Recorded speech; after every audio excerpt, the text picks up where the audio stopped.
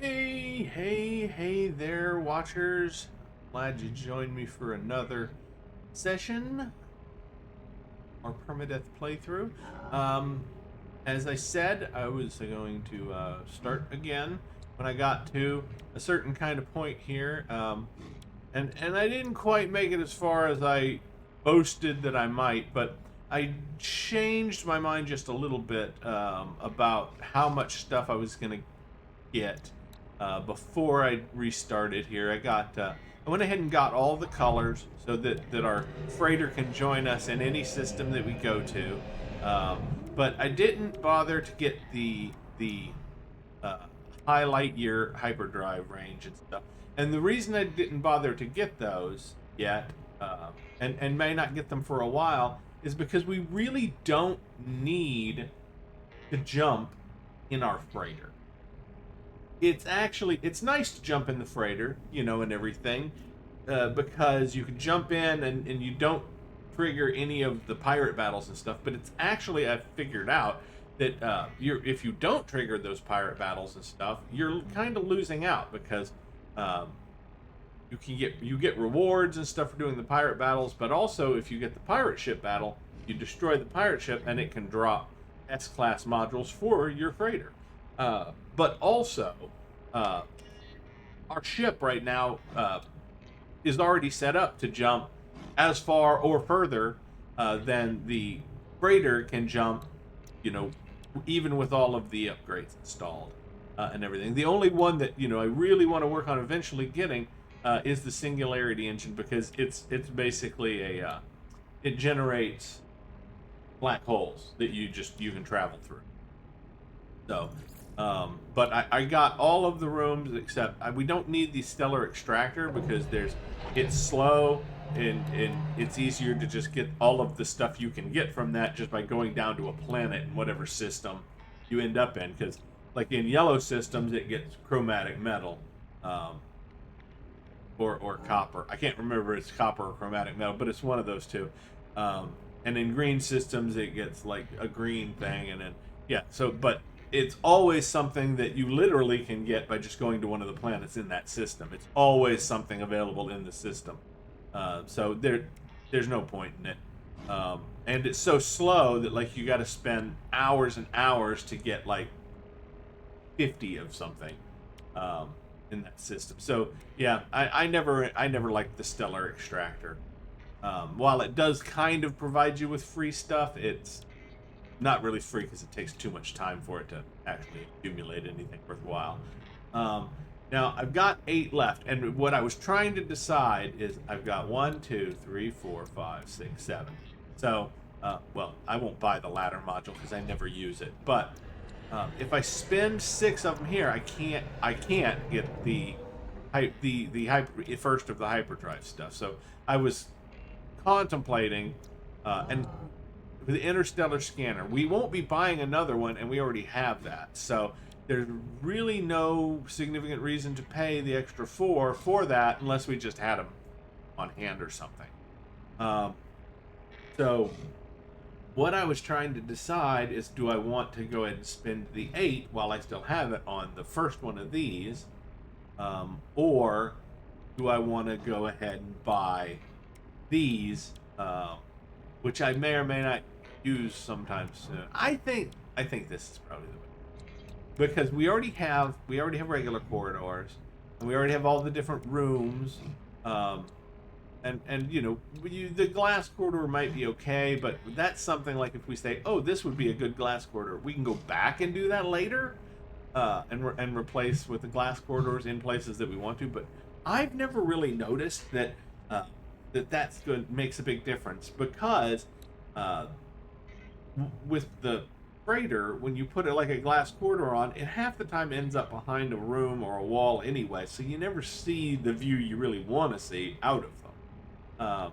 So anyway, I think this is what we're gonna go ahead and get. Yeah, and so that is the payoff finally for a immense amount of work, and I'm just gonna demonstrate here just how immense the amount of work was by showing you the loot that we got. We killed 68 pirates during. I didn't sell or store any of the things. So we killed 68 pirates during our eventful time. And this is all of the stuff that the pirates dropped. All of these batteries, and I actually used some of those while I was doing the whole thing.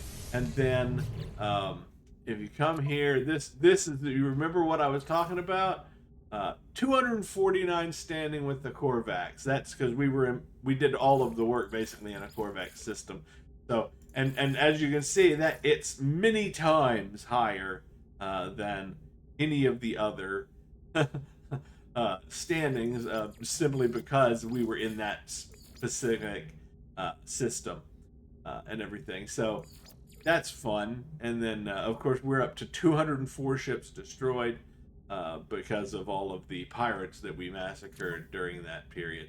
And you got to remember, while that looks high, that's minus the significant number of pods we killed. So it would, if we hadn't killed all those pods to get the salvage modules that I just spent, we'd have 50 more really, because that I came and bought the matter transference beam, which was 5, and then I earned another 40 more, and then we had a few before that. So yeah, I mean it's 45 or 50 more standing that we lost, and that's not including the couple of 3 pods that I accidentally destroyed as a secondary while shooting another pod, which did happen. So that's just sometimes inevitable, but I'm very much enjoying our solar ship. That has been a very nice ship for us, and it did work well in space. You can back up and hover in space, which I'm going to be honest, I thought was I was under the impression was only something you could do with the Sentinel ships, but that's only on planets apparently. In space, any of the ships can hover, all that. However, I still want to say that the other ship, the big hauler, would have been inappropriate for that task because it was so large that seeing what was in the pods and everything would have been difficult, because the ship itself would have been blocking the view of what the pod contained and everything. So I'm very happy with the results at this point, and now that we're back and that is finished, as you can see, I went ahead and installed the matter beam because I wanted to be able to get stuff on and off of the ship from anywhere while I was doing that, and everything. And I went ahead and bought that one. Well, we probably will still install that one at some point, but I went ahead and got all of the colored things. Now the thing is that I'm gonna go ahead, because as you can see, each one adds 50 light years as well as access to the various colored systems. However, if you install just the blue one, the freighter will still have access to all of the other colors as well. The green and the red. So you only have to install, if you're not worried about the hyperdrive range on your freighter, you only have to install the temporal or for the blue systems, and you'll have access to all of the different colored systems. So for now, that's really the only one I'm planning on installing, the one that gives us access to the blue systems, because we have the indium and everything for the install. And as I said, we're going, as far as hyperdrive range right now is concerned, like later on we can always get the hyperdrive increases and all of that that we can install, but we don't really need it right now. Right now we're going to do all our hyperdriving in our awesome solar ship that we built,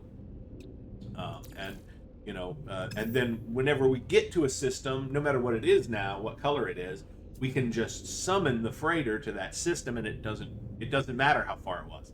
If we jump 5,000 light years in our solar ship, and when we get to that system, you can summon the freighter no matter what its hyperdrive range is. And it doesn't use any hyperdrive fuel. Though usually I do go ahead and fill up the hyperdrive, at least a little bit, just so when you look at it, it doesn't have that big flashing 0 up there. However, I was not actually planning on doing that right now, so maybe when we have some free extra warp hyper cores. We currently only have one. So there we go. Okay, guys, that's where we're at right now. We've got our stuff in our starship that.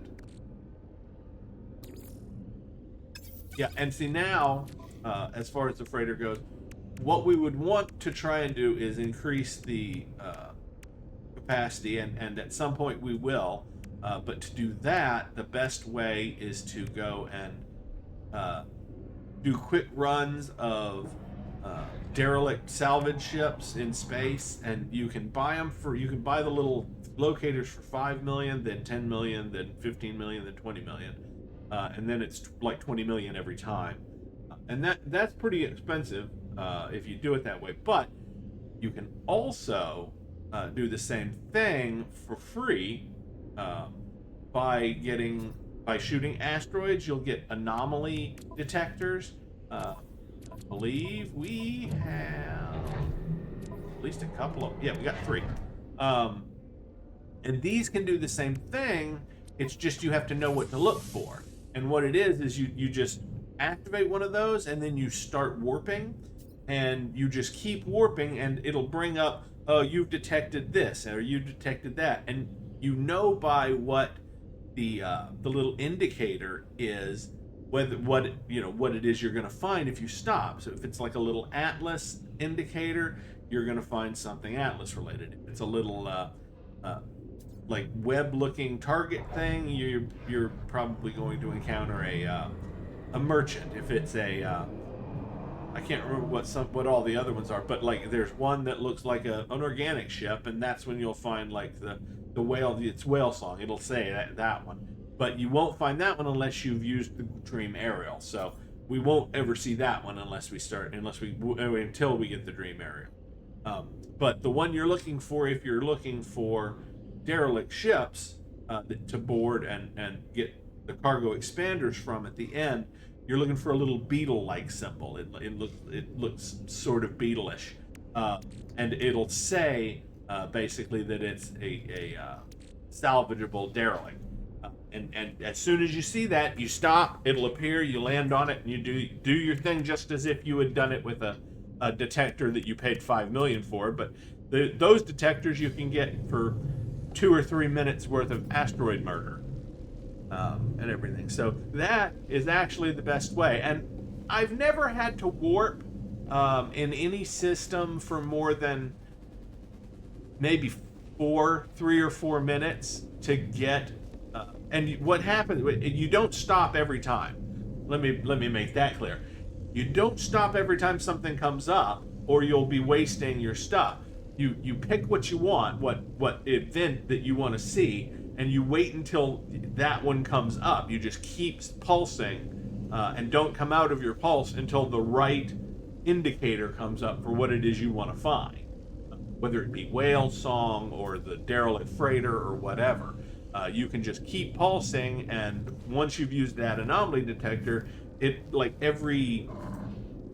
every 20 seconds you'll see a new thing come up, and if it's not the thing that you want, then don't stop. Just don't stop.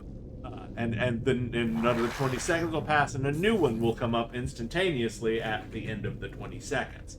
And you'll know because if you're in the cockpit, it'll count down. It'll be like, the thing will be go boop, boop, boop, and it'll give you like 18 seconds, 17 seconds, and it'll count down. And when the countdown finishes, a different one will pop up. If you didn't stop. So, and you just wait for that to pop up as the thing that you want. And everything. And here's if you have been pulsing for a while and you still haven't gotten a result that you want, and it's been like 5 or 10 or 15 minutes, and you're like, oh, I don't think we're going to get the result we want on this pulse anytime soon. You can, to save your anomaly detector effect, not the anomaly detector itself, but the effect. You can go to the galaxy map without exiting pulse, and then warp to another system. And when you get to that other system, you won't be pulsing anymore, but the effect for the anomaly detector will still be on, so that when you start pulsing in that new system, you'll still be able to start detecting new anomalies in that new system. And for me, that's good, because like I do the whale song thing, and some systems there is no organic frigate. Everybody online that I've seen says every system has one, but I disagree.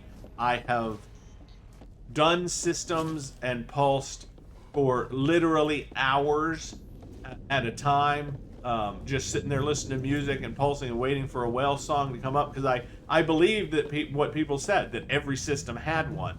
And most systems, most inhabited systems, do have one.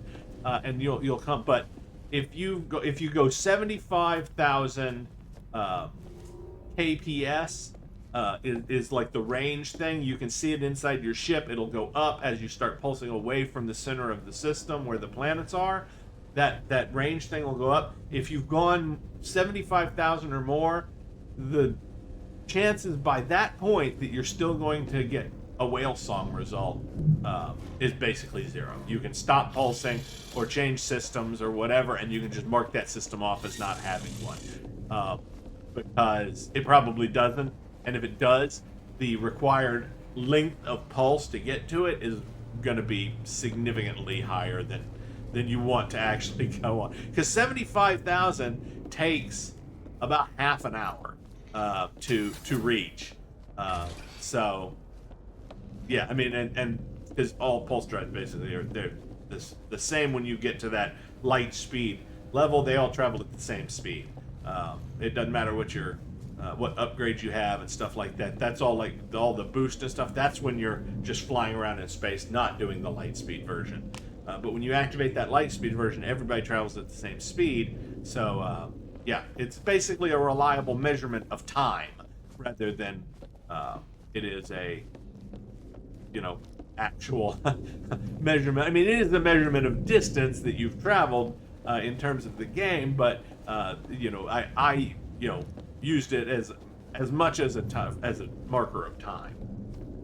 Yeah, I've now stumbled over that and run back and forth around the ship significantly, and I know a lot of people would be able to talk like this and actually do things, and sometimes I can, but sometimes my brain just shuts off while I'm talking and I don't really do anything else. So that's what we were doing right there, and we need to go to the log, and we're not going to install that right now, so we just turn that off. Now,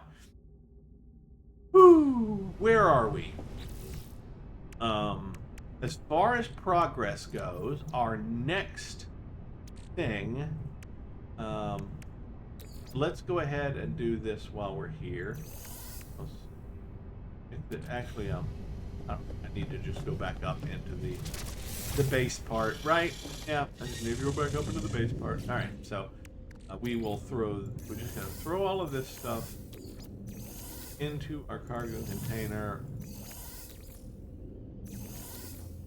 Just cleaning out our starship of everything that's not.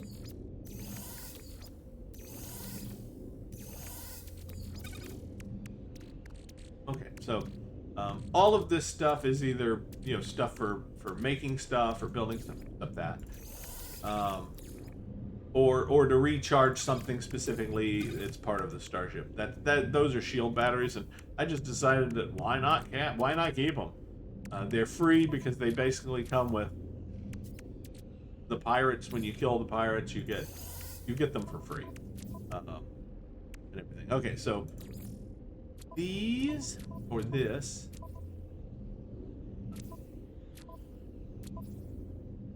these go. That goes under relics.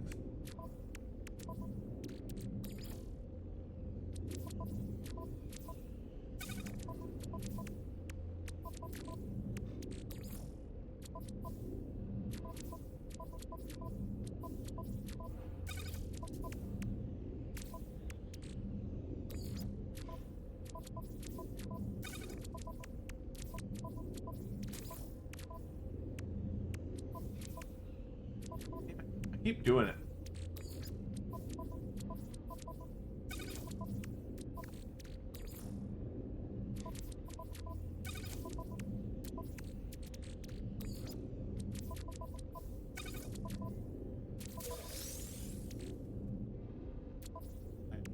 I activated.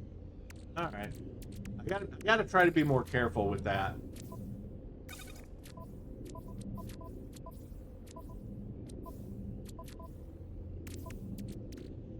I keep accidentally activating things that you can open while I'm trying to move things around.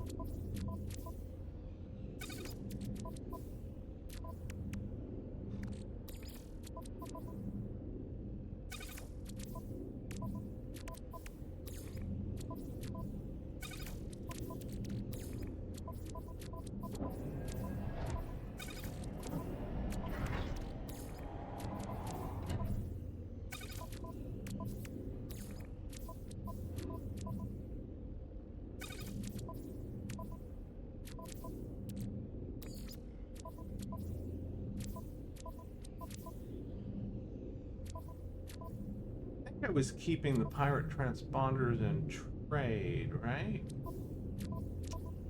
I sold them all, and now I don't remember. I think so, though. I guess that's where they're gonna be because that's where I just put them.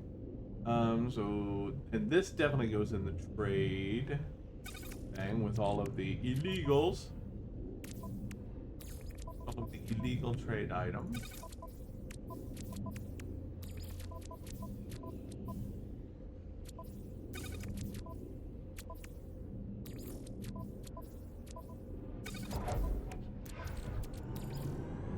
What do we do with the hex core?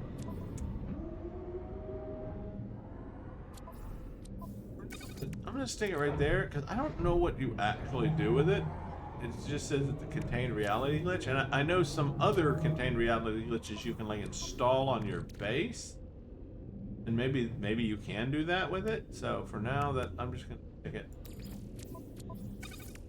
there. As well, it's not an actual, maybe not an actual material. I believe that's a trade good, right? Yeah.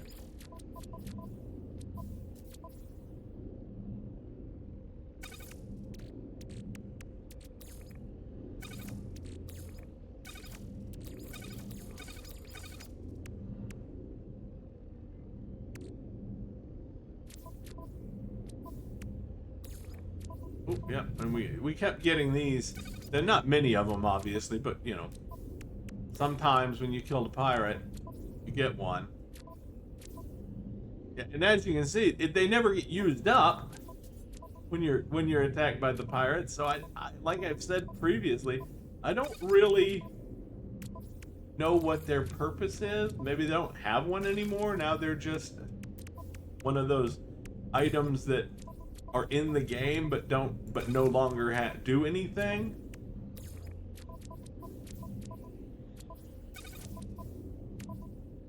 Because there are a couple like legacy items. That's what they call them. As legacy items.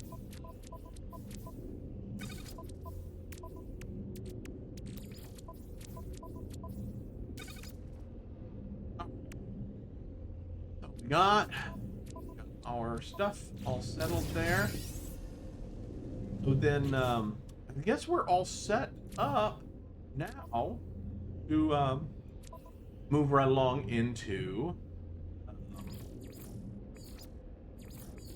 I guess let's do this. Let's do our base computer archives and get that out of the way.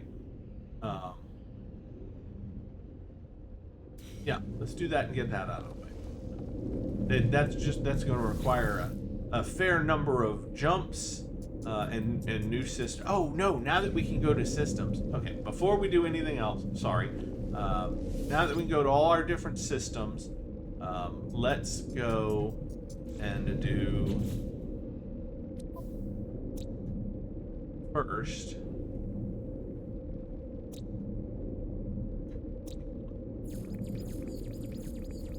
I hate having all of these. We have so many of them now. That one we're keeping because yeah, I guess it was found by somebody else, but it is one of our systems. It's got our bases on it and stuff. I am tempted to just pull our bases off of that one and delete it as well, but we just used that system to farm stuff, so we will keep it for the moment. But let's see. So we need to go to Trinity, I believe we have the base for Trinity. I mean the space station. Yeah, we'll go there. Okay. Sorry, I'm going to scan all of the systems that we've been to and name the planets and stuff like that.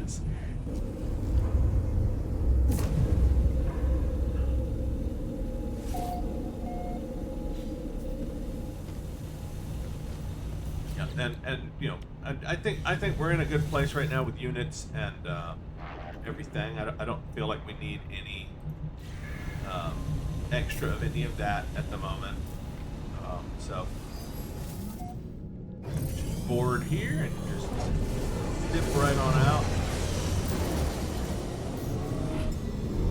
Summon our freighter right outside. And then we get back on board the freighter that we just left. And do our scan.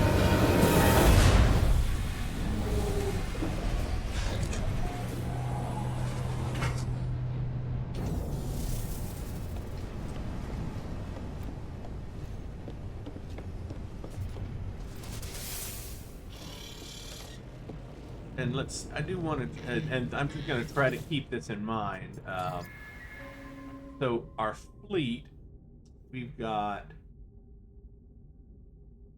industrials is what we ended up with. But like I said, I was going to probably get rid of one of those. Though I guess it won't hurt to keep them now that we've got them.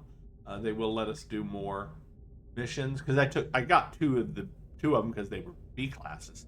And of course I picked up this trade one because it was an A class. But so we got 2 trade. We got at least 2 industrial. We need another explorer, and we need 2 combats and one. So we need 2 combats and an explorer, I think, and to kind of finish out our roster that we need so that we can run missions and hopefully get a dream aerial from doing that. So while we're at all of this and we're visiting, you know, various systems and everything, I'm gonna go out and look for a couple of freighters, freighter types is what I'm saying. Go out and look for a couple of freighter types. Okay, so I believe I've still got the names for this one that I picked out. This one was the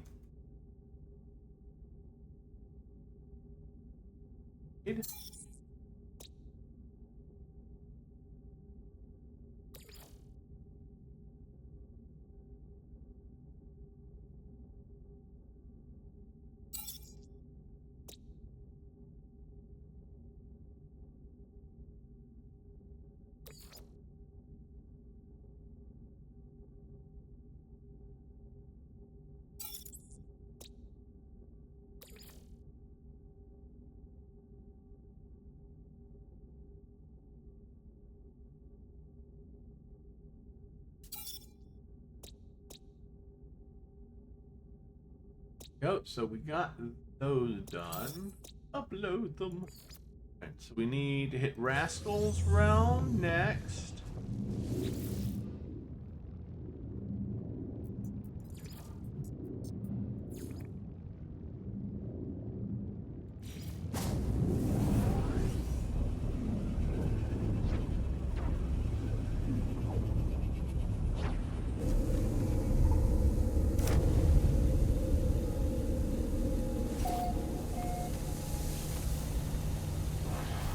in the languages from here recently.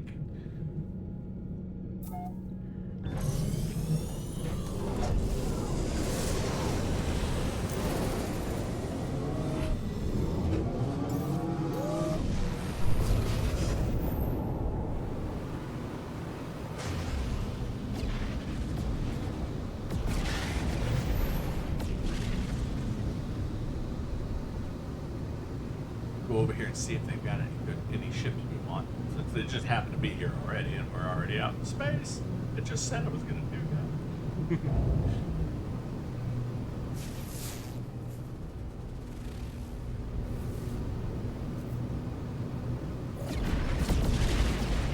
No, that's probably an industrial, would be my guess. Yep. Yep.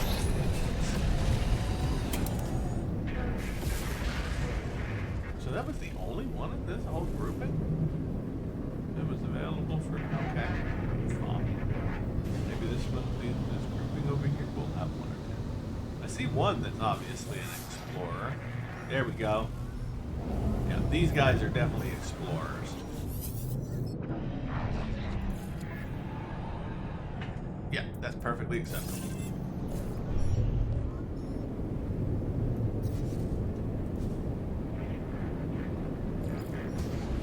And basically, as long as they don't have a lot of negatives, and at least the one high stat that you're looking for, you know, perfectly.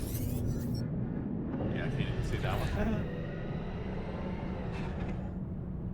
Okay, and we now have 2 explorers. We don't really need another one. What we need is combat. Need a couple of combat ships, and I know how to get combat ships for sure. That one might be a combat ship. It is. It is a combat ship. So we'll take that one. And now we just need one more. Oh, this one? Maybe? Yep. Yeah, I mean, I'm going to take it, but that's not the best one because it's got 2 null stats on it, but that's fine. I'm good there. I'm happy. We've got enough ships now.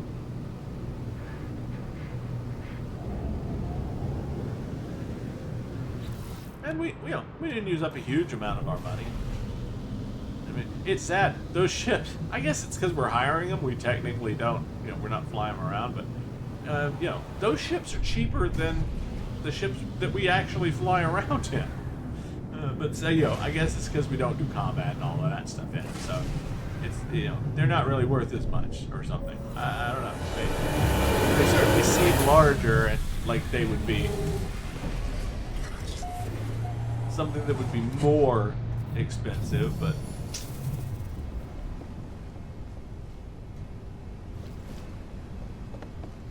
they're not. All there is to it, they're just not. Okay, so let's go ahead and because this can take a while, and we'll just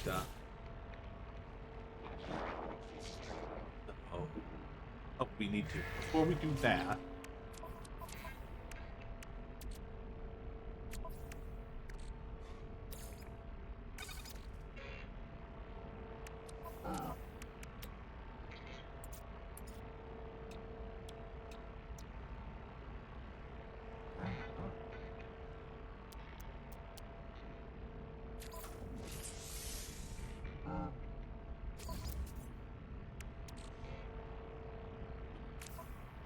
just checking how much we have left of all of that now, because just used up.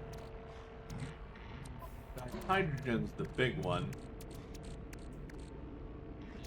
Here it is, dihydrogen, 1,405. Okay, we're still all right. All right, and we can make more dihydrogen by collecting just an ass load of tritium from a asteroid belt and then processing it. It is a 5-to-1 conversion ratio, but you can get tritiums. You can get so much tritium fairly easily that it's not that onerous to do that.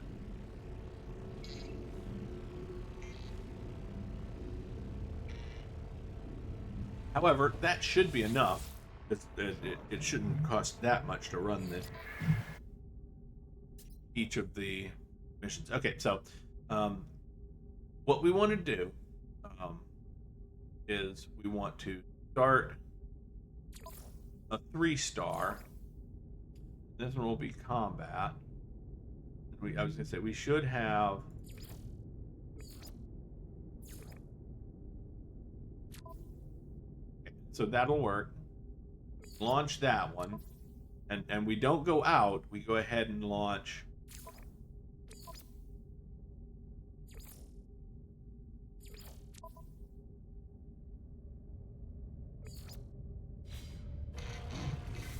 Oh, we don't have enough rooms.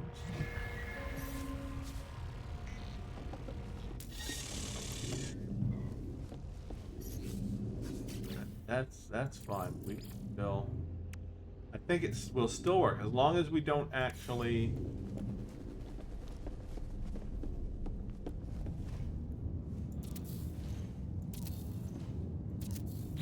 As long as we don't actually stop the mission. I mean, finish the mission officially.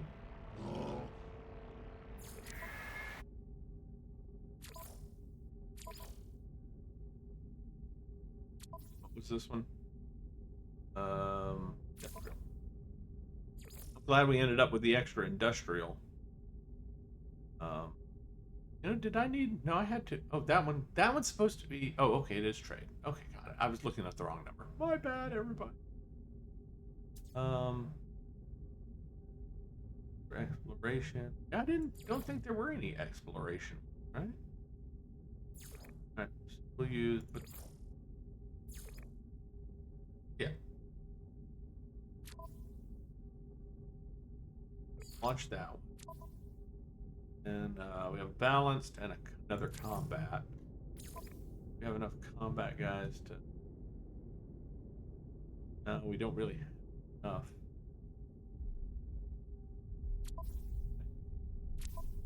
Make the combat work, but we can do the balanced one. Sure.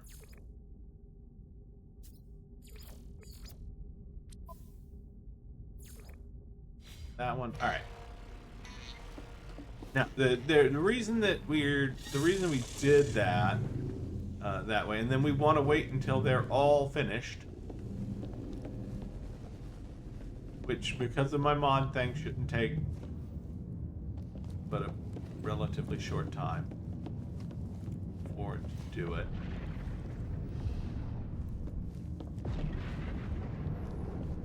If they don't finish, you have to go and because yeah, urgent message. Commander. Our mission has gone well so far. The something sector has been a profitable mining ground for us, but now I need your clearance to proceed. Our salvage teams have recovered a highly volatile reactor core. The engineers believe they can safely dismantle it, but I fear it comes at great risk to the crew and the ship. Should I allow them to try? Yeah, go ahead. Very well. It is good to have your confidence. Your faith will encourage the crew. One of your freighters has been blown up because of your stupid decision making. Calibrated fleet. Speak with the commander. Greetings. The expedition is covered 2000, and I estimate, and now it's finished. Yeah, I just had to talk to it, and then it was. This was probably It'll finish, but yeah, or another urgent message. Calibrating fleet commander. Speak to commander. Captain, greetings from the Sukhori sector. We have found a particularly rich asteroid field to eat rock, a feast of precious metal, but the field is crowded with starships. We risk upsetting the Viking miners already at work.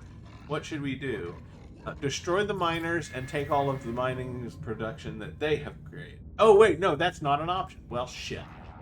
I instruct the fleet to proceed. An asteroid field belongs to no one. Our miners have just as much right to harvest it as the locals, especially if we're harvesting the locals as well as the asteroids. We're pirates, don't forget. We're in a giant red and black pirate ship.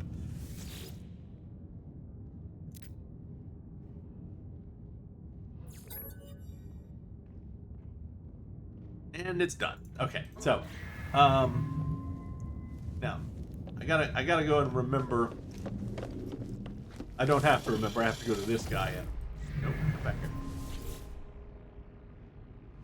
All right. because it'll tell us. All right, so it's the combat patrol, the one.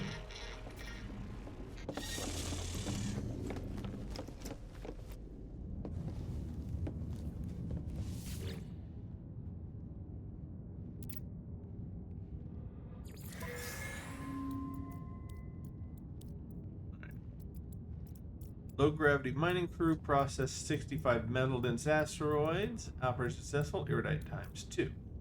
Scanned asteroids in orbit around planet Sayasel.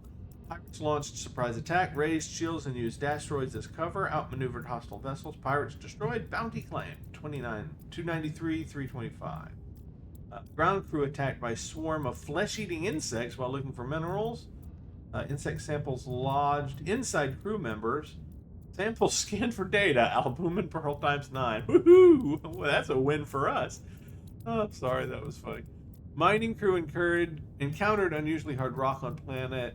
Switched conventional drill for high pressure acid jets. Operation successful. Mining yield 6,500 tons. Herox times 8.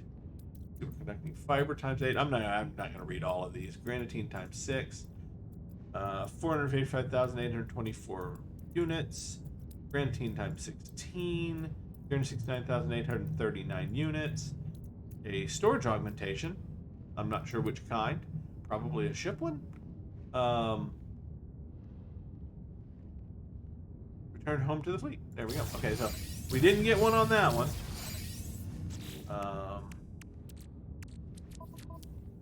Yeah, it's a ship storage augment. There, and then.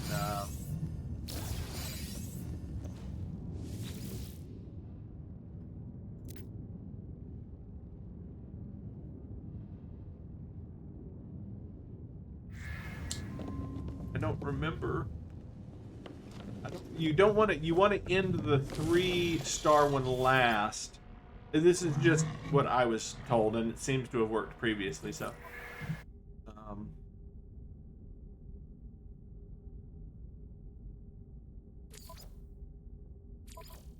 was gonna say this should tell us. So that one's industrial. We didn't send that one on the. So the Anjad is fine. The combat ones, yeah, these two should be on the combat. So CV2 and SS. Okay, sorry, I was looking at the ship names because it does tell you that of the name of the ship that's leading it. But this one should not be the combat mission. It is. Attacked by several small pirate starships before the main fleet completed warp. Iridesite 5, Iridesite 5, units 381,608, 279, 274, nitrogen salt. I'm just going through it. Okay, so we didn't get the Dream Arrow on that one. I can't believe I made the commander of that one the wrong kind of ship, but. Activated cadmium, nanites, aluminum. Not that one.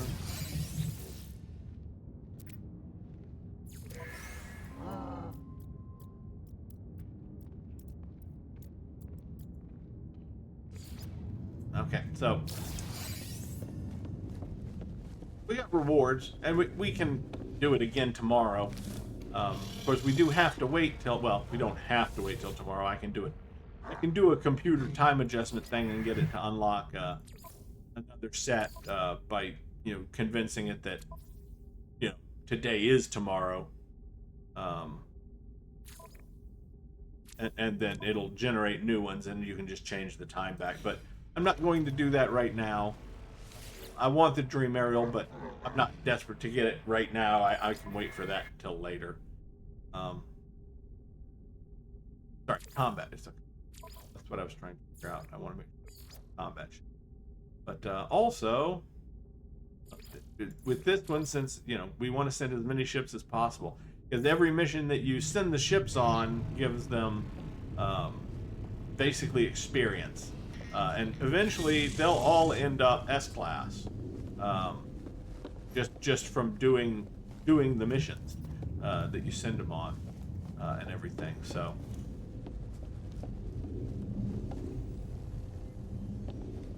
wait a couple minutes.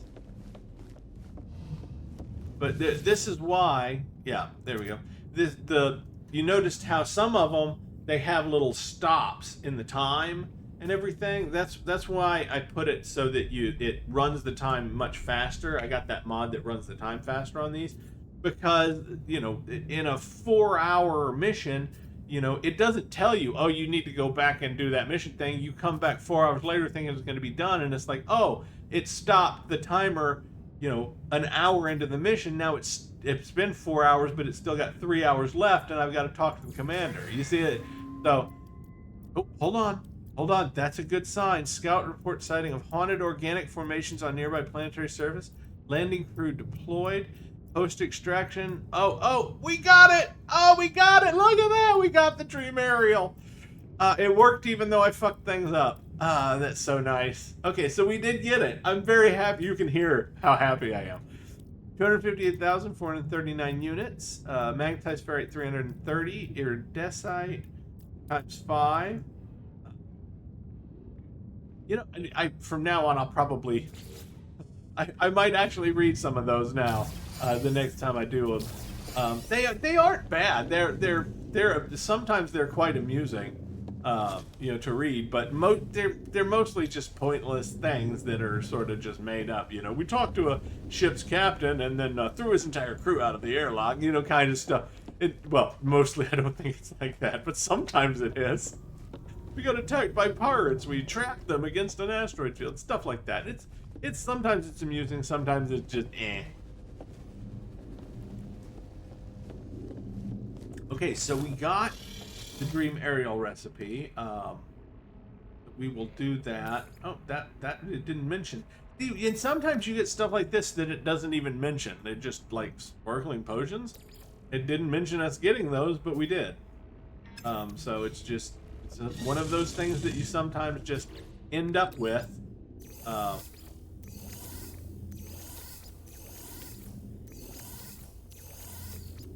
From one of the and what it is sometimes you get stuff like that. You get it from one of the things that doesn't say you got a reward. And you did get a reward, it just didn't tell you got a reward. Man, we used a lot of frigate fuel, because didn't I make like 5 of those and we used 4 of them? Wow. Okay, so that was pricey. But yeah, that was the funny thing. It was that 5th mission we got it on, and that one wasn't. I didn't even set that one while the 3-star was up. And that's what they tell you to do. Start the 3-star first, then set all of the other missions, and then finish all of the other missions before you finish the 3-star. It's actually worked just about every time that I've done it that way. I always get the dream aerial on at least one of those missions as a reward. And it worked again. So clearly, whoever wrote that advice knew what the hell they were talking about. Because until I knew to do it that way, I never got a dream aerial. And I ran missions a lot trying to get it, because I couldn't figure out, because I knew you had to run missions to get it, but I never got it, and I was like, how in the world do you get it? So I finally looked it up. And it worked. And I was like, well, that could be coincidence, but it's now worked so many times that it's not a coincidence. The guy that said it clearly knows what he's talking about. Yeah, you have to start a 3-star mission, and then all of the other missions in the list after that one, and you'll get it on one of those missions. And clearly, the difference isn't what one you end first. It just is that you set all of the missions at the same time. Which is why it's important you have as many ships as I had. That's why I needed at least 2 of each kind, so that I could do all of the missions in one go, all sort of at one time. Okay, so did we didn't, did we? I got distracted.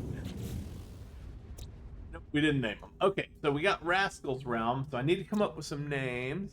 Let's see what the AI has to suggest. We've got 1, 2, 3, 4, 5, 6. We have 6.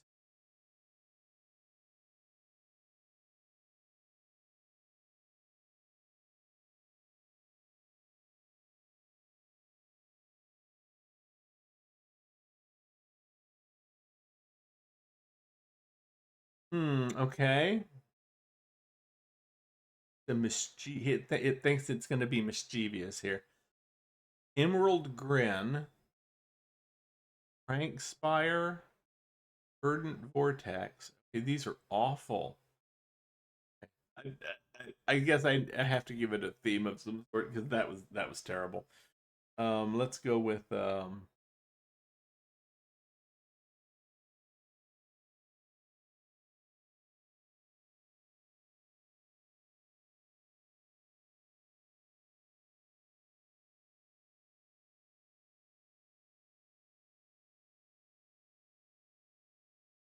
let's see what it gives us if we go with a Robin Hood theme. Yeah, okay. I like some of these. Well, okay. They at least give me ideas for what I might like to use. Uh,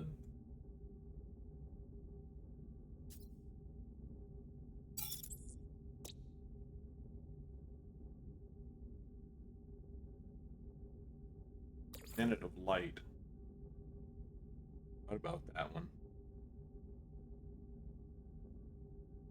And then we're just name it after places and characters is fine. It suggested things like Little John's Crossing, and I was just like, okay.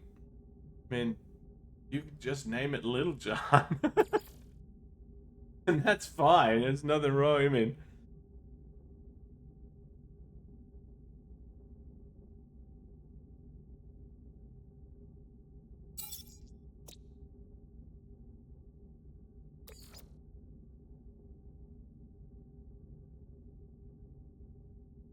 Nottingham's Shadow. I think we're just gonna go with Nottingham. How about that?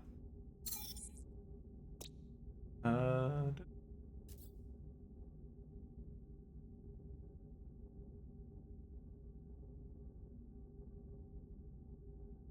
it won't let. Okay, it won't let me rename that one for some reason. That's weird. Okay, it says I named it yesterday. I guess because I landed on it. That's weird. I mean, and it'll let me rename the system, but it won't let me rename that one planet. That's unusual. Won't let me rename the other planet either. Okay, well, again, that's unusual.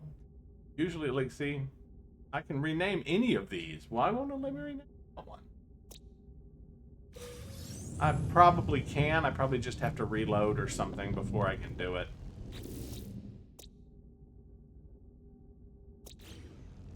Okay, so let's move on. I'm not that worried about a couple of planets. I don't have to. I mean, their names are their names. It's if it was the system name, I would be irritated because I'd have to look at it all the time.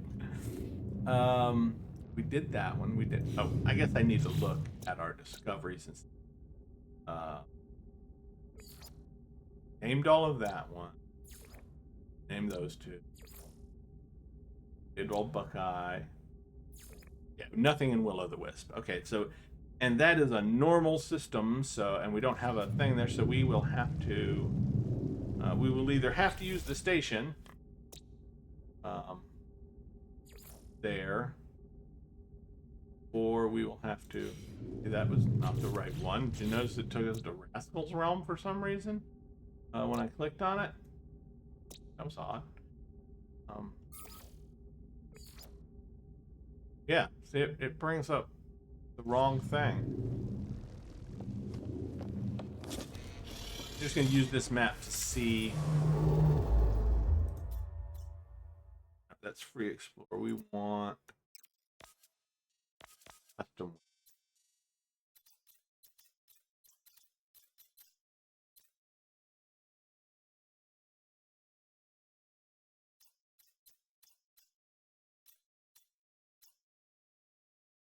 Okay, yeah, we can get there, and we can see it from where we're at. That's the big issue, is whether or not we were going to be able to reach it on the map from here.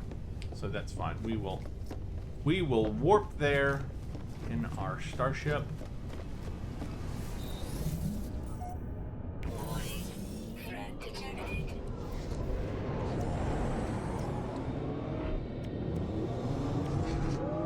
good.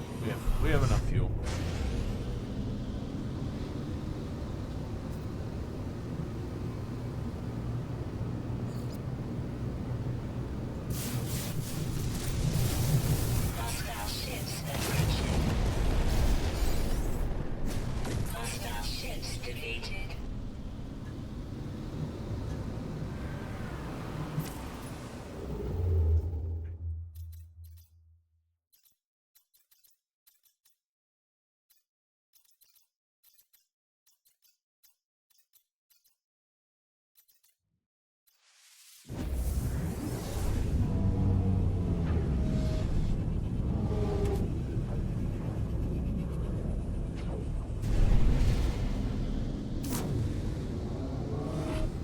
For a space battle.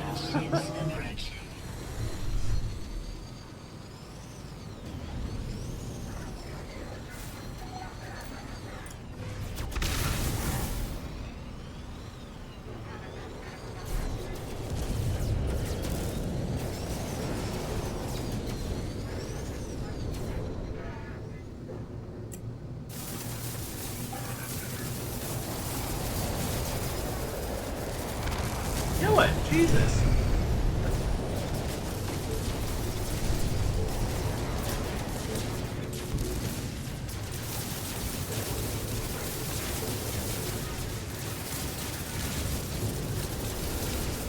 Sometimes, look, it's missing it every time. Just by the tiniest margin is just shooting away from the ship. Sometimes the auto aim is great, and sometimes it doesn't work worth a crap.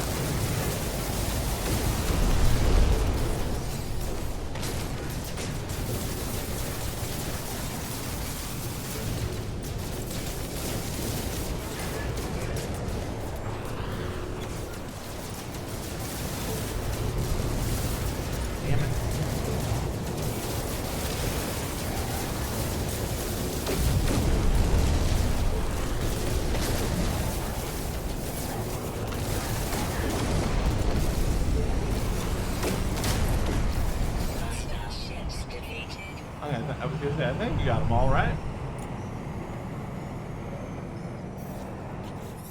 All right.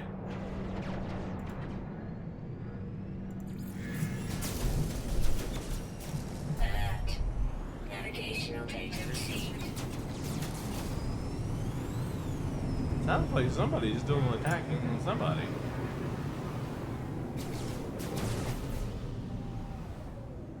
Where exactly is the... There it is. Oh, okay. This was the super freighter. It's not always the super freighter that you get the reward from.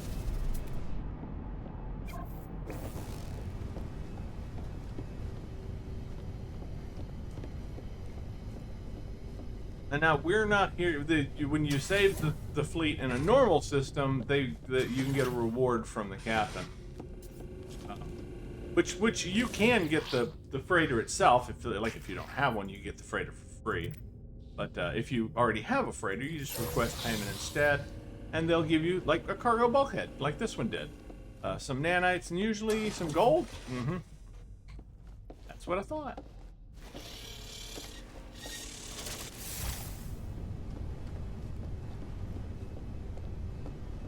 And it's not always a cargo bulkhead. Sometimes it's a module, an upgrade module, and it can be a C, a B, an A, or an S. As far as because I know I've gotten C's from doing that before. And it's the upgrade module will be for your freighter, not your ship. So.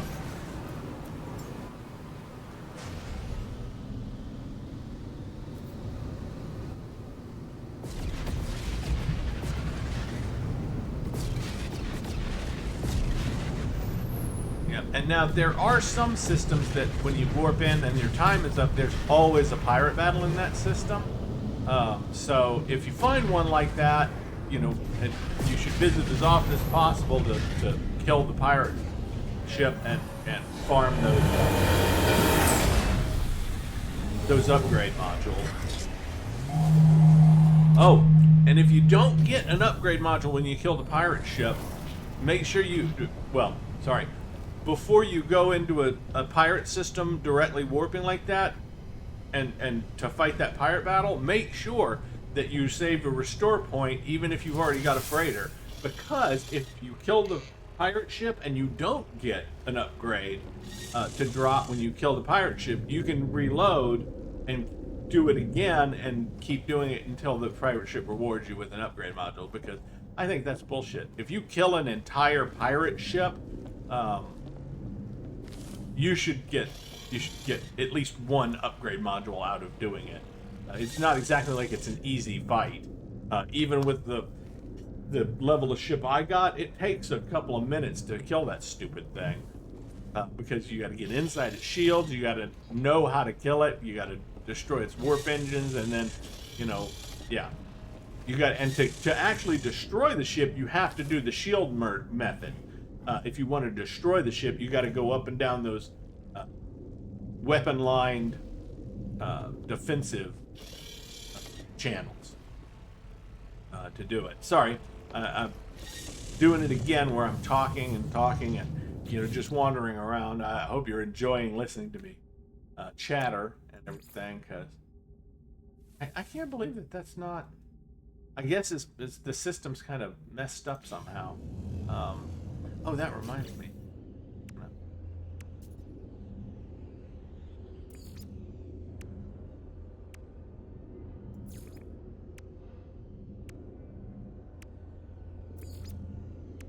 This is not what it reminded me about, but now that I'm in here and I see it, I can't do anything without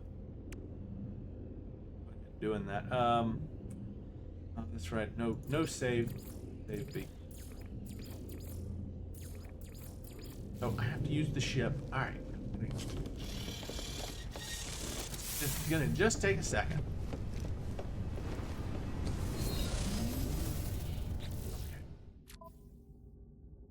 Because it's bothering me.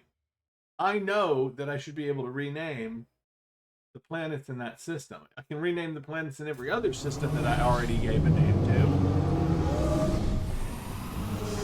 Even once I upload them and everything. So it shouldn't do that. And I just wanted to see if this would fix it. I mean, it's clearly not gonna at this point, but yeah, because look, Trinity, we just renamed those, right? Look, and I can rename and upload them. Red Court, we can rename and upload those. But for some reason, this one won't let you. Not even the ones that we renamed. So, I mean, it's not like it won't let us rename those. Maybe it'll come up later and let us do it, or something. But yeah, you guys should have known that was going to bother me to the point that I was going to have to do it. Have to, at least try to get it to let me fix it. Okay, so we need 1, 2, 3, 4, 5 planets and moon. The terraforming humid, parched, frostbound, torched, and flourishing with aggressive sun.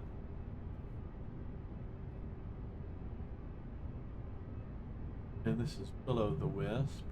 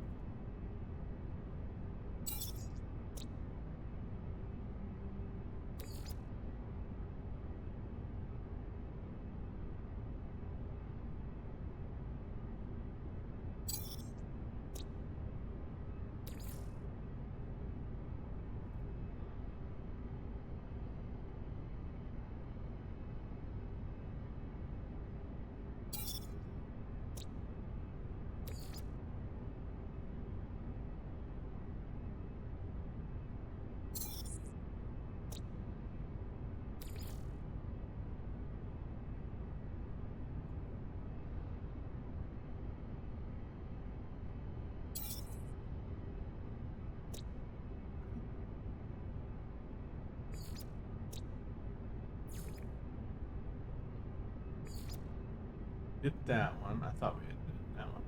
Go Crossroads. And that's when we have. That's when we're gonna have to actually warp to again.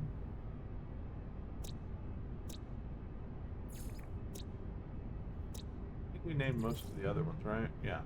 I had to land on those. That's not one we visited for real.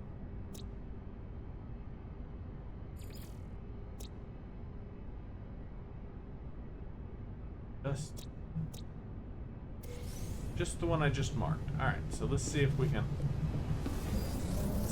get there, and then we won't have to do this again. Except, of course, that other one is going to bug the shit out of me because I won't be able to.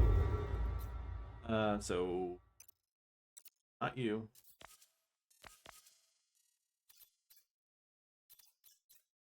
Oop, right there.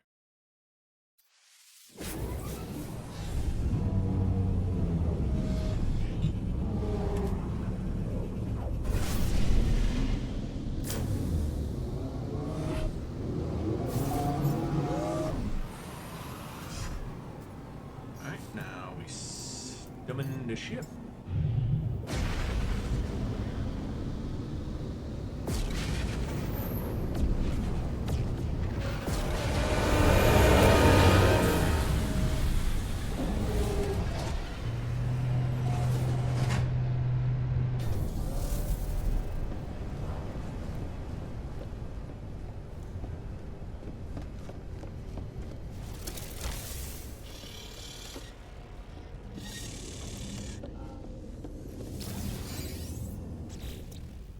Largest planet was in this system. Okay, so Crossroads we had.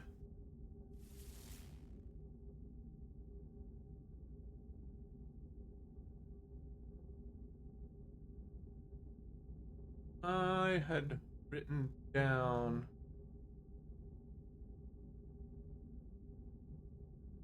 my ideas for this one.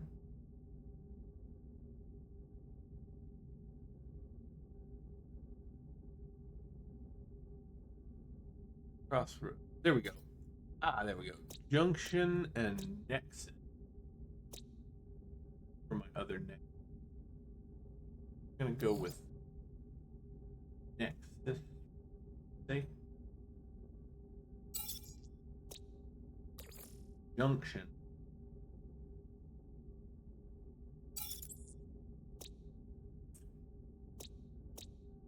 All right. That does it. We've got them all named and everything, so we are good there. And now we can go to wherever we need to go for this. I believe it should have a system where we're kind of being directed to.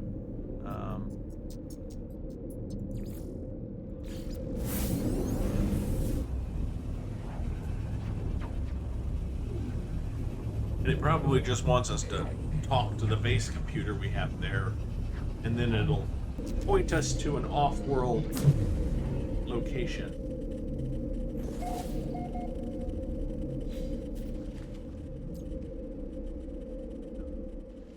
Weather update. Storm clearing. Wants us to do something else. That it must be just near here. Oh, maybe it's in the system.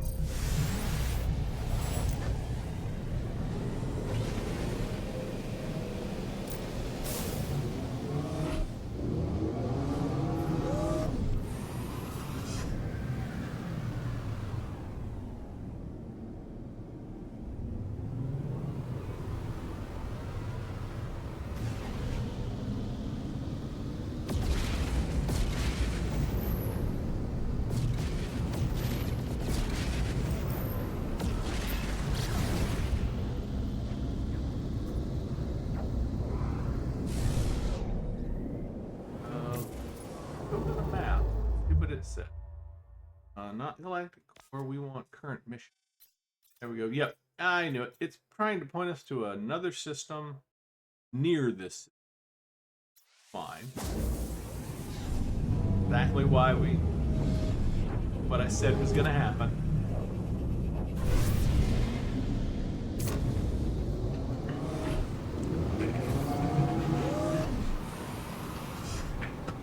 And of course, because sending us to new systems, I obviously have to name everything in all of these different systems. I know, everybody's like, oh, now it's gonna take forever.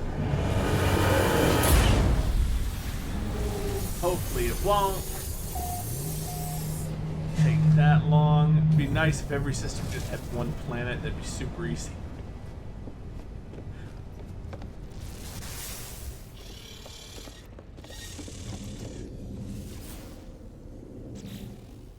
Alright, so overgrown, aggressive sentinels, overgrown, abandoned. Man, this is an aggressive system. One rotting.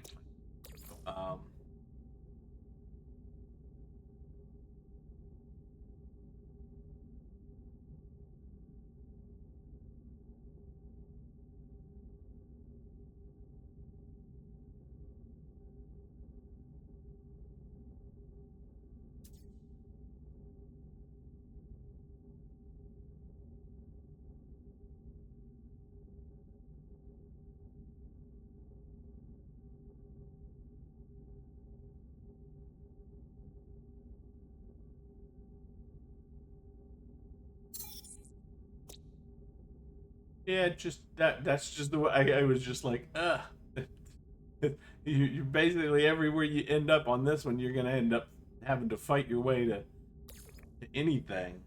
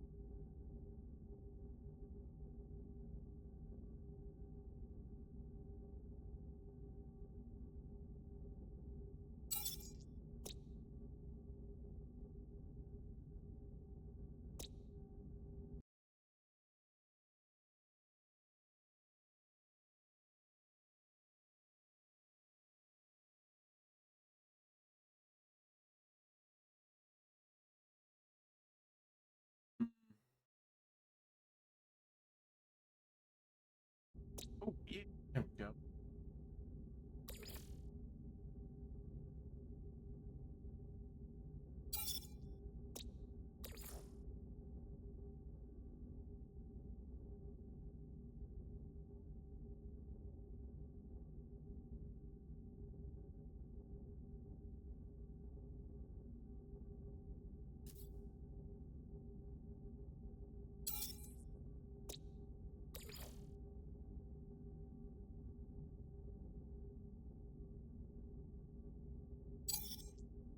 Yeah, now look, they're already starting to become renameable. Like landing is already renamed.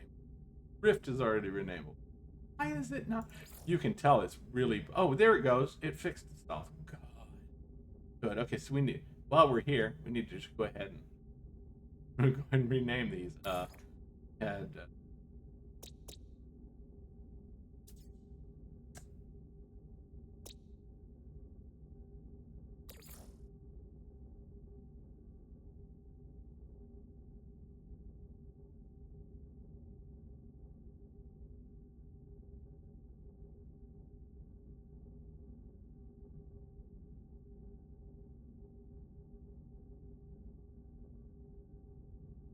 maidens. That's better.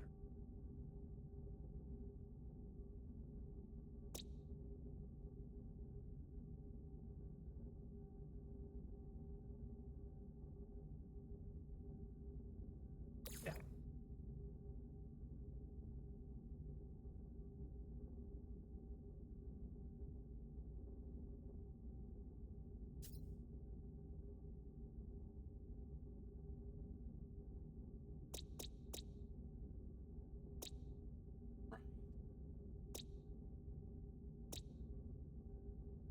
So So glad that it fixed itself. It bothered me so much. I think you guys could tell, right? You could tell. All right. So now we just have to wait. I'm sorry. I have to make sure. Yes. I thought I named them. I just wanted to make sure because I got distracted and then.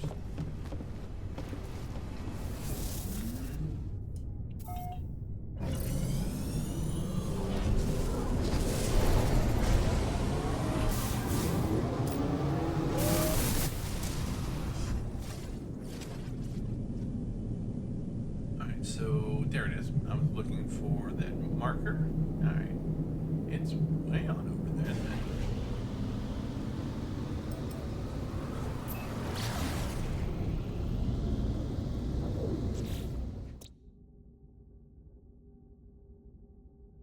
I'm just looking at what. So rusted metal, mostly paraffinium.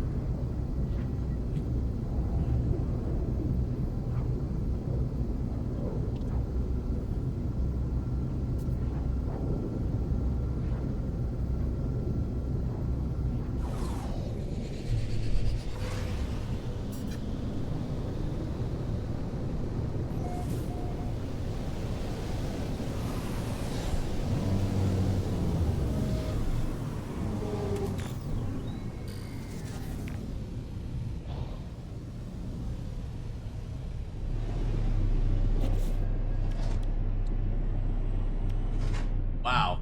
Yeah, we are doing really. I mean, I think we've warped 4 times on about 16%. We had 36 and we're now at 20. Maybe it was 5 times. Might have been 4. Yeah, don't trust my count, guys. Seriously, don't trust my count. Extreme Sentinel dead.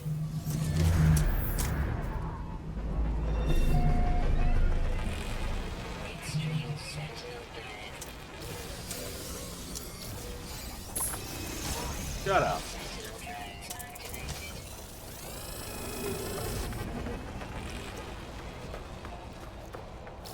We finally have the power. In fact, screw it. Come here, Sentinel drones.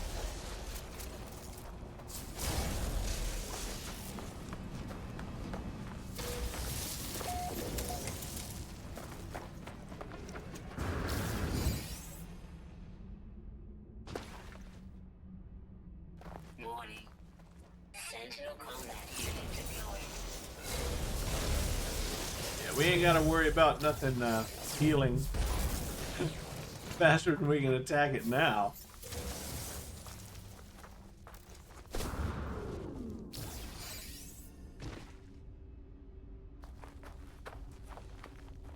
Get on. Elite Sentinel force. Okay, laser dogs aren't nearly as irritating when you can kill them in 2 shots.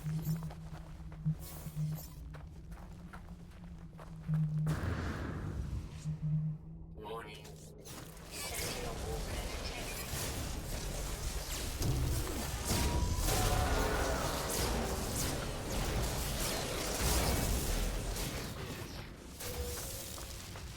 You know what? I'm surprised that I didn't accidentally destroy that egg right there. I didn't even hit it somehow. I have no idea how I managed to not hit it, but I did. Warning. Sentinel walker detected.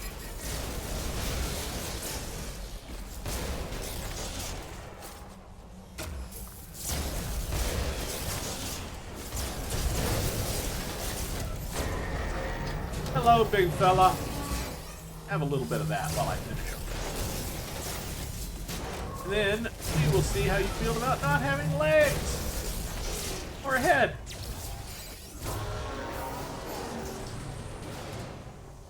Impressive distance. All right.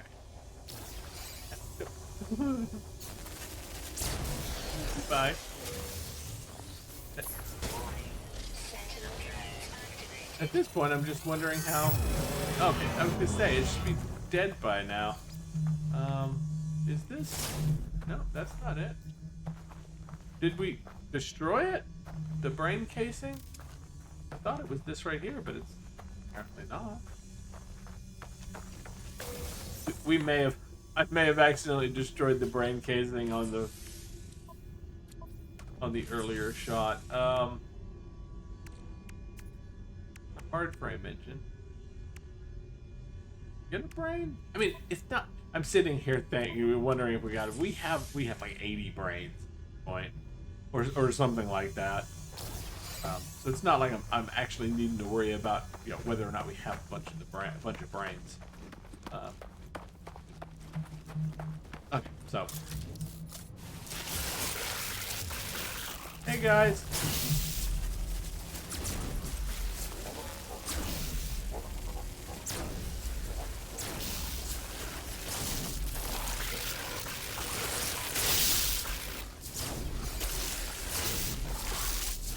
Oh yeah, remember what I said about farming these guys for their flesh? This is how you do that.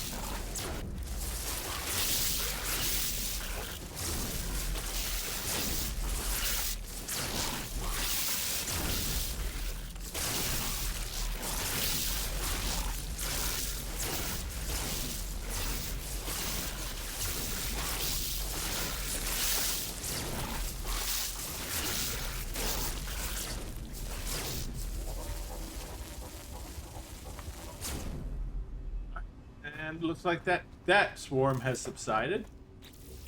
Let's see how much we got. Got 154, so about 1 million from doing that, plus another 500,000 in larval cores. And that's just, and I think I actually missed a couple of them. So, and that's just for one grouping of them. If you do it right, the best. I mean, if you're going to do it with this weapon, you want to just blast a whole grouping at once, and then if you keep shooting that same spot, they'll keep appearing at that same spot. So, like kind of like you might have saw, when I was doing it there. As long as you use the neutron cannon, because it hits such a big area and doesn't hit you with your own area attacks, you can just keep shooting right there at your feet, and it'll just keep killing everything that gets anywhere near you.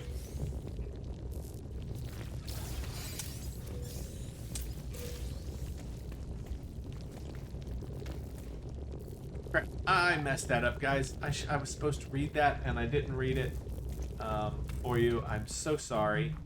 I could reload and do it again. I guess it doesn't matter if we have that stuff or not, so... autosave. Hopefully the autosave is from before I did the read thing. Or rather, the not read thing. Yeah, it was just right outside, so there we go. Alright, so now we get a blast that again. I know, right? I just went in there and got hit by it, and then I went in and got hit by it again. I have reached the location marked by my base computer. The remote archive terminal hums, awaiting my input. Attempting to read memory at 0x000FF1A. Did it know what I had done to it? Was it angry, upset, alone, afraid? Could a sentinel feel such things? It hovered before me, its light catching upon 1,000 crystal shards all around, and as I moved on, it traveled by my side. That night, I dreamt of the warp cage, but there was no more pain within. That drone looked at me, and I knew that I had been forgiven. I had fixed it. I had answered my sin. I shall call it Laylapse. Search physical cache. I searched the physical cache attached to the terminal. Whoever recorded this message also left a piece of technology. Okay, I want you to remember that Laylapse thing.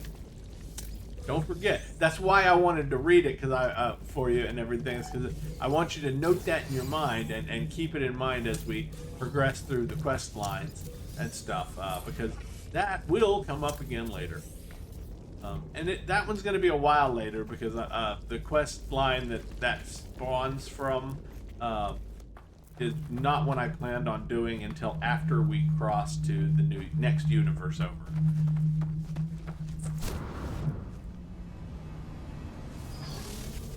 Okay, but go ahead and save, and then what we're gonna do is rather than fucking go back to a base and all that, we're gonna just build one. Universal Archive search reveals no prior claim, and so we just claim a base, and then of course we have the archive available from the base computer. We just access it. Automated archive recovery in progress. Archive for user iteration lost. Unavailable. Possible remote terminus backup available. Download coordinates. Follow coordinates. Okay, so it's going to give us a new set of coordinates, and then we just delete the base. Yep.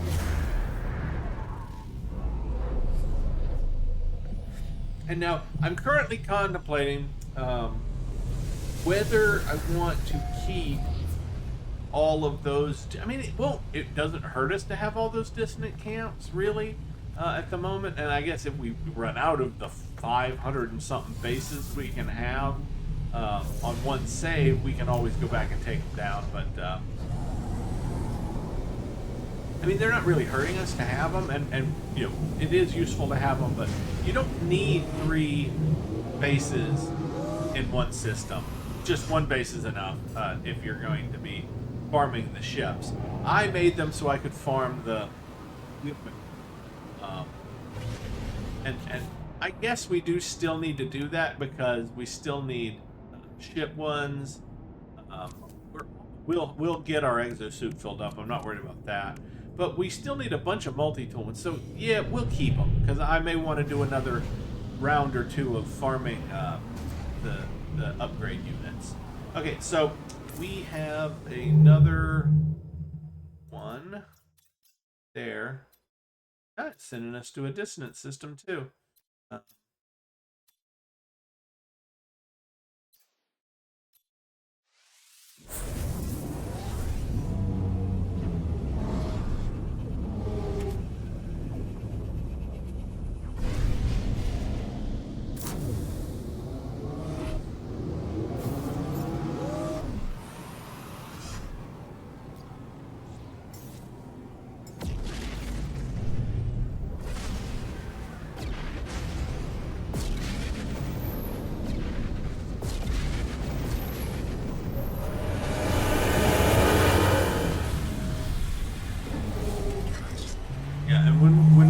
Farming for the anomaly detectors, we will get so much tritium that we won't have to worry about it.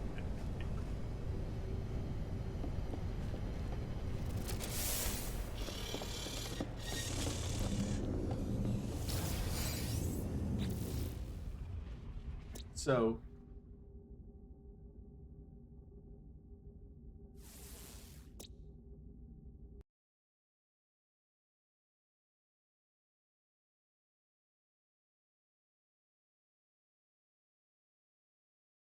I've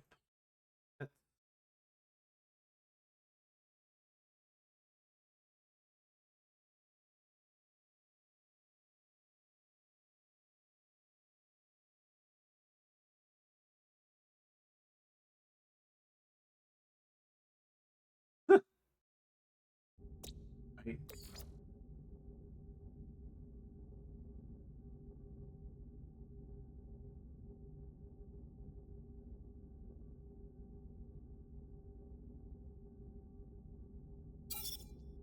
But look, it was already called here. I mean, that one basically named itself, right? So we're going with a heroes. I'm sorry, the planet that's about to explode has to be Superman. The supercritical planet. At least it sounds like it's about to. Oh, a dead planet.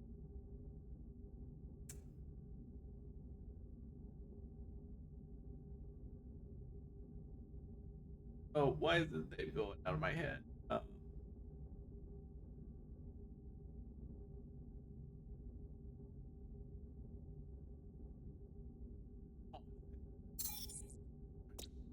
thought he had another, and he does have another name. I think what was trying to come to my head was the name of the guy who becomes Spawn.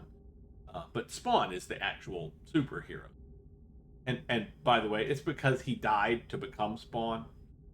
He's Hell Spawn. Just in case you don't know about the Spawn. Arid. I'm gonna go with that. Cloudy. That's gonna be Gray.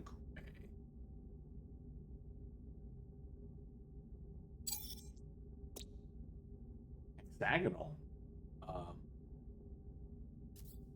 Green Lantern.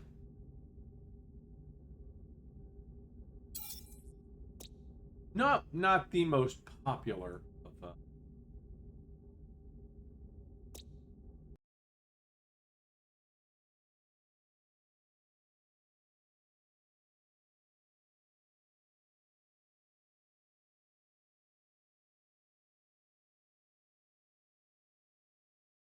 oh yeah, Sandman. I didn't even thought of Sandman, right? I loved those comics. Sandman comic books, they were fantastic. At least I thought they were. Of course, they were dark. They were extremely dark. You know, and just in case you were wondering, the Sandman I'm thinking of is I think it was Dark Horse Comics had it had a comic book that was called The Sandman, and I really enjoyed it. This suggestion it said was from Marvel, and I think the Sandman was he was actually a villain, not a superhero. The Sandman from Marvel, it was well, no, maybe it could be a different one because the one I was thinking, the Spider-Man, has a villain that's called the Sandman. At least he does in one of the it does in one of the, but that is Marvel, isn't it? For some reason, I have trouble sometimes remembering which one went with what grouping and everything. I know Batman is DC. That's okay. And then there are crossovers, which is one of the reasons that I'm half the time getting confused about which one is for what. But yeah, Superman, Batman, and those, and then yeah. Okay, so I'm just reframing it in my mind, trying to remember which one is which. So here we go. We're getting out and going to our next marker.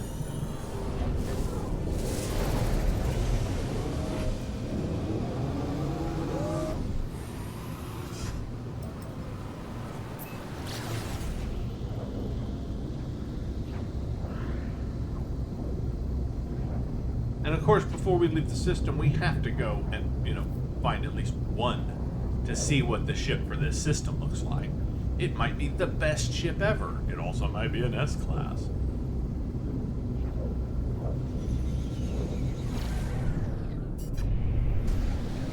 Or it might be absolute garbage, like that freaking green one with the big ass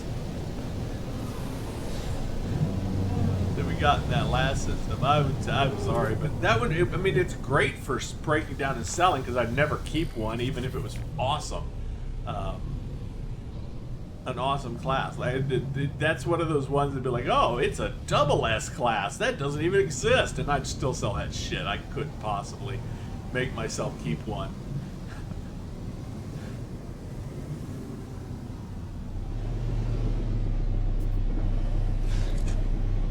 Bad color, all of the worst possible appearances.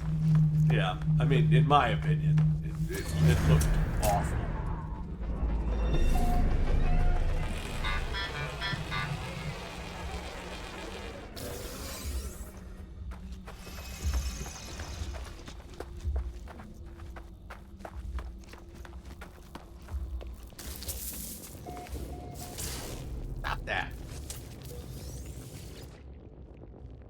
I have reached the location marked by my base computer. The remote archive terminal hums awaiting my input. I'm going to say that every time, and I'm probably going to read it every time. I hope it doesn't bother you.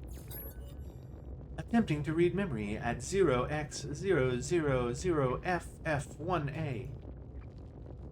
We see the sentinels swarm across the void, warping in and out of this dimension at the will of some unknown force, depositing the echoes of the dead within the archives. Laylaps does not join the others, it just stares at me, light still shining, unaltered, unabated.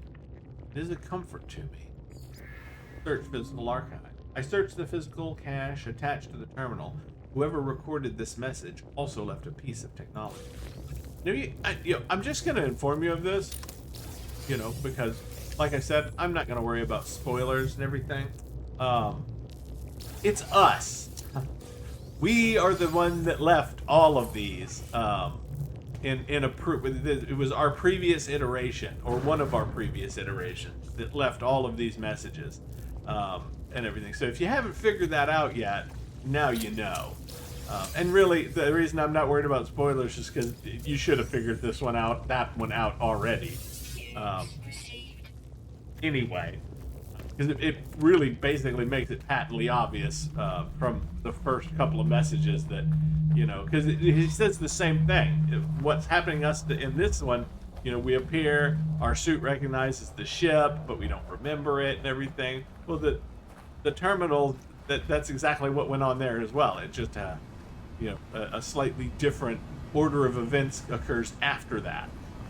So yeah, clearly we are reading the logs of our previous iteration, and everything that happened to them before they became us, however you want to say that, before we were reincarnated as us.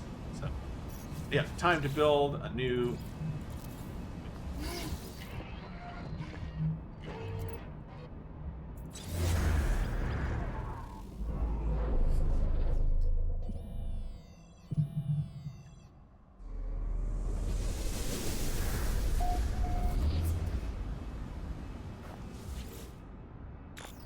automated archive recovery in progress.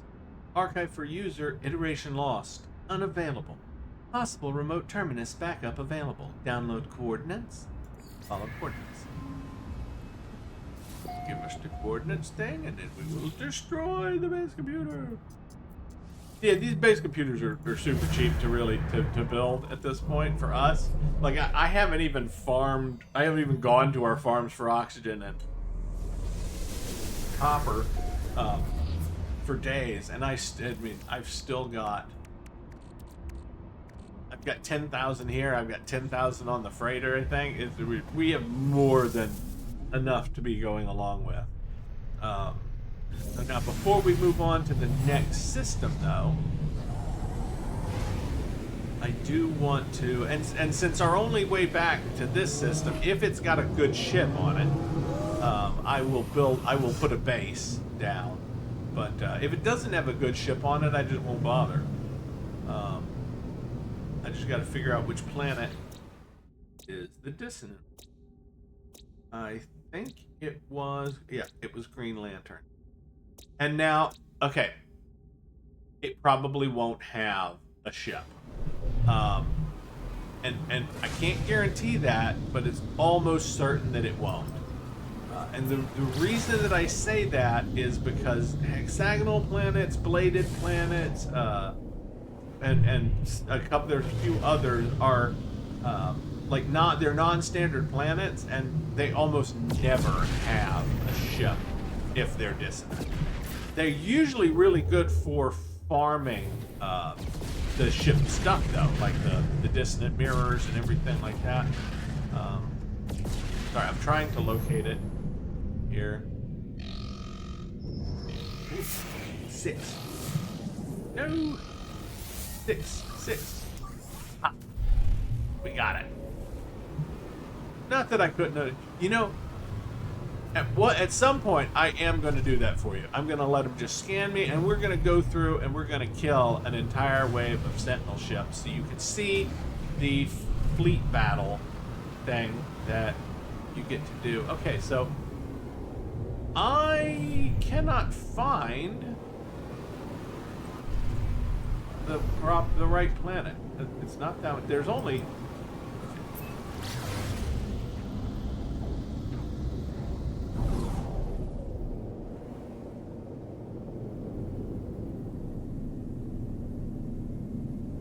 that it? That's it. There it is. And the weird thing was is that I should have seen it. I'm sure I turned all the way around in that direction 2 or 3 times, and I never did see it.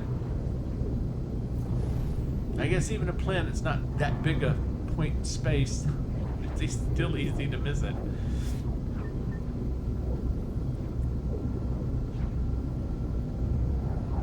Now, not that this would be a good planet to set up a base on. You could set up a gold and silver mine if you could find the a good spot. And it is hexagonal. Look at that, perfectly. Everything's hexagonal. You know what they need to add in the next Worlds update? They need to add cob worlds. Everything's on a cob. Sorry, I don't know why. I saw an episode of Rick and Morty where they landed on a planet and everything was on the cob, and now it's just stuck in my head. Now because I thought that was amusing.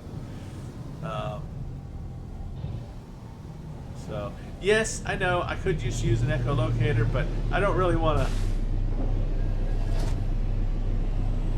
Well, of course, if I use one, okay, fine. That's what I thought. So we don't have to. It's confirmed. There is no ship in this system. We don't have to.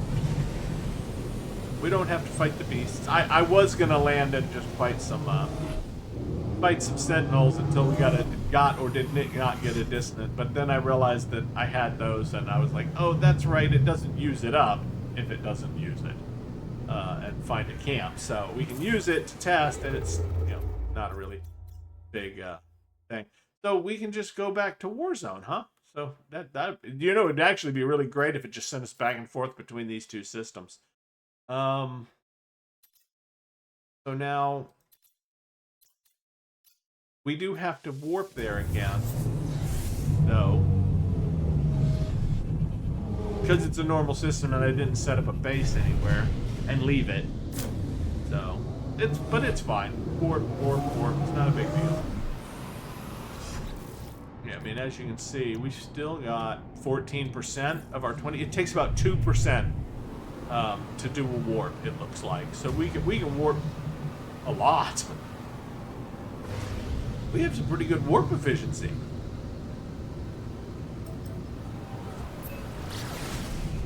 I didn't realize that. I mean, yeah, we only have the.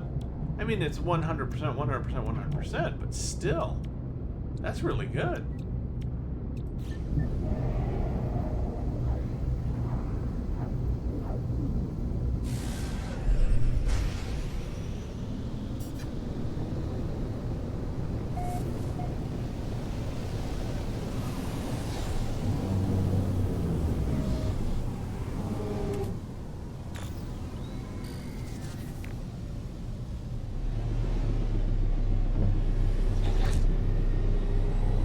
I'm really wondering if the solar ship gets some bonus to fuel efficiency, because it's literally the same building that it was last time.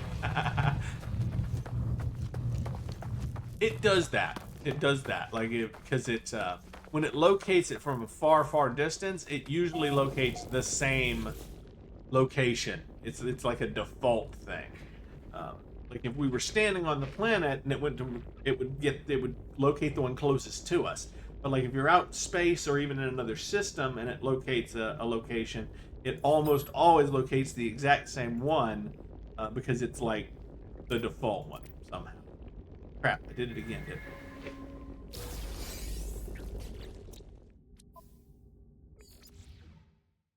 No worries.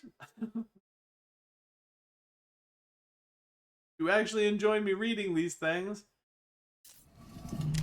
We're still good there. I can still read it. I just have to reload and do it again.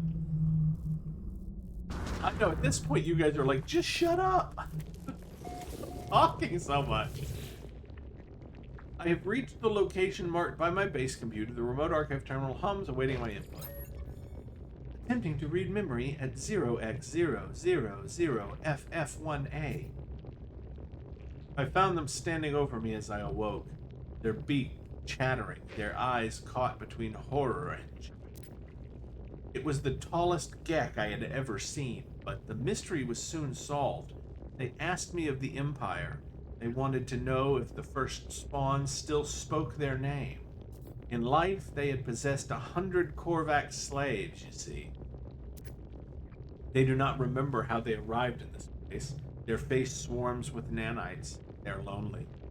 Search physical cache. I searched the physical cache attached to the terminal. Whoever recorded this message also left a piece of technology. Movement Module Class C, also known as a useless POS. Ow. That's painful, guys. Probably should have, Hello, are you aggressive? I believe you are aggressive. Guess what? I don't care. I'm going to set this face up anyway.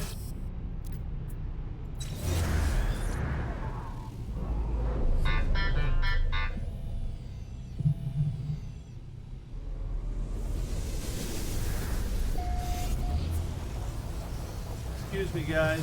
You just sit there and look pretty. Archive for user, iteration lost, unavailable. Possible remote terminus backup available. Download coordinates. Again, follow coordinates. You guys just hold on. Hold on your pants. I don't even know that you're wearing pants. You're probably not, since you are floating drones with no legs. Do I imagine somebody could, like, staple some pants underneath you, and that would look really funny? Just a bunch of drones flying around with loose pants hanging out underneath them. Alright, guys. Thank you for, just... Whoop, nope, stop shooting your red shit at me.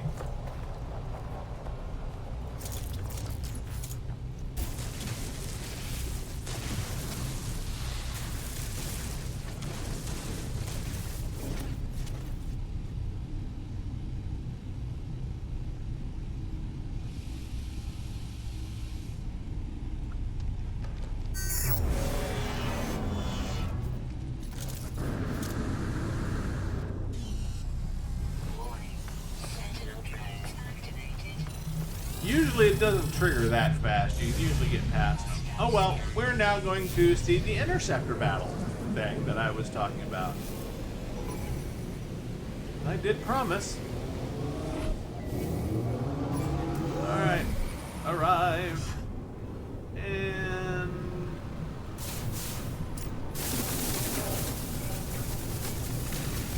Quite dead. Ooh, that was not a bad sound. Yeah, by the way, when you're fighting these, you can see some of the different shapes of Sentinel ships that you might be able to acquire one day if you find a good spawn.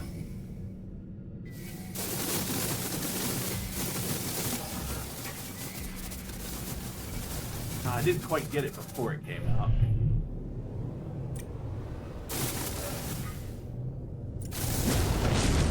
Yeah, that's a nice one. I like that one.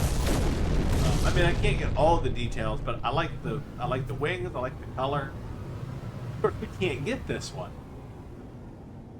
but.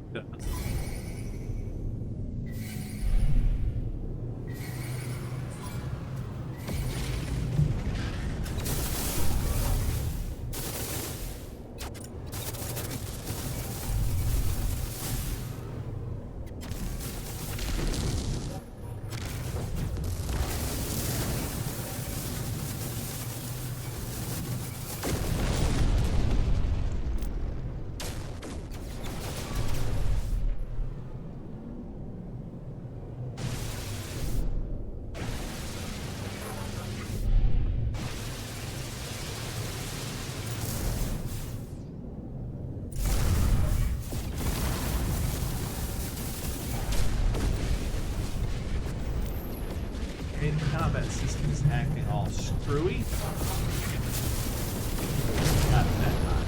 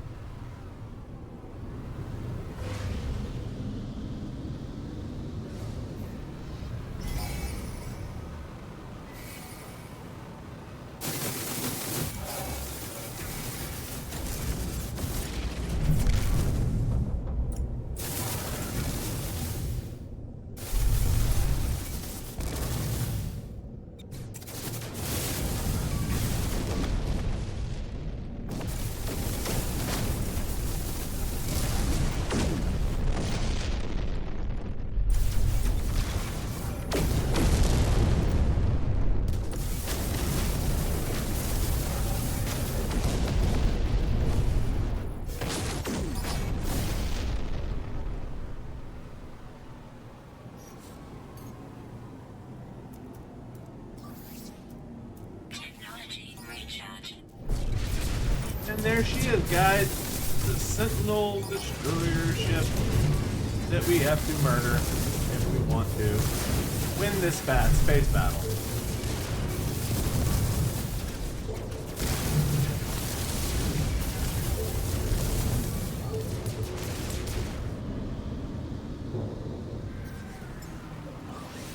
Technology recharge.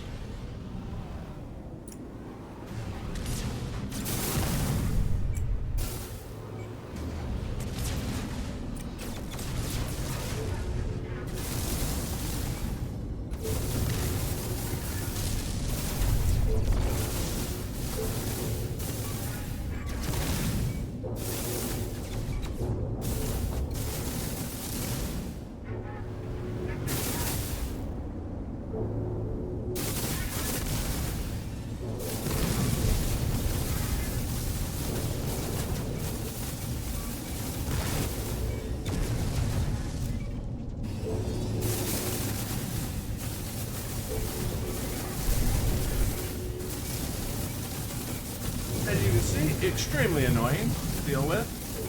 Also has a huge amount of hit points. Technology recharge.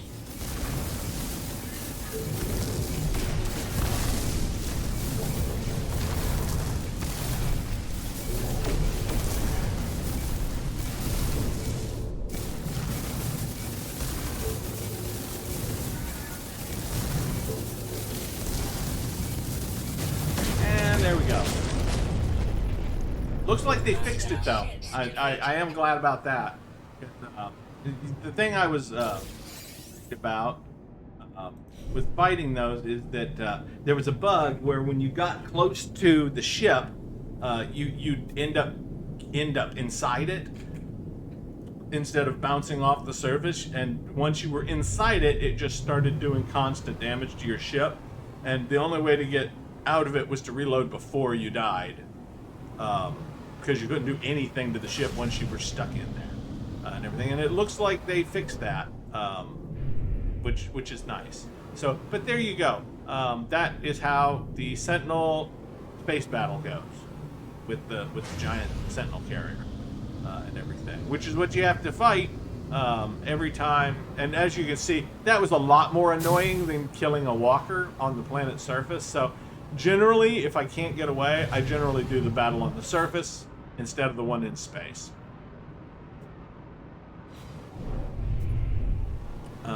Now we are needing to do this. There we go. And look, no, that's a different dissonance system. I thought it was the same one. It's not. It's a different one. All right, so here we go.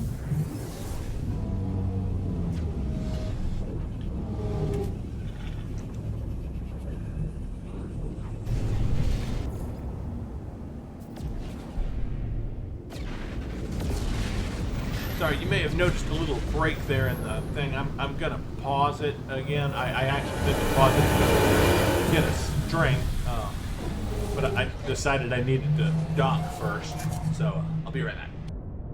And we're back. Let's see. We should be naming this system. I don't remember something. We got this sucker. Let's see, what does it do? To translate or intercept craft site. Oh, okay. I forgot. So you can get these, and it will do the interceptor thing.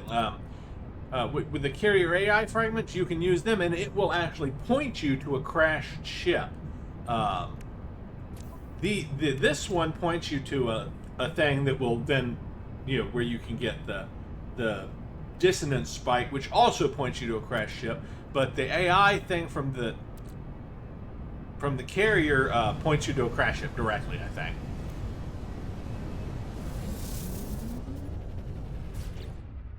I don't know, I don't know, maybe that one works in systems that don't have the cams. I'd have to try it. I never have. I was never, like I said, I was never big on doing the carriers because the carriers were bugged.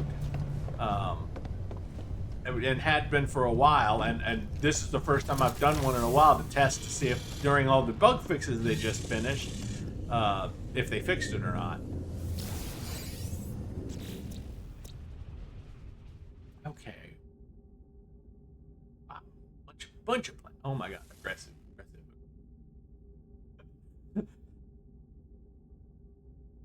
And it's almost as bad as the other one was. It's literally called a violent planet.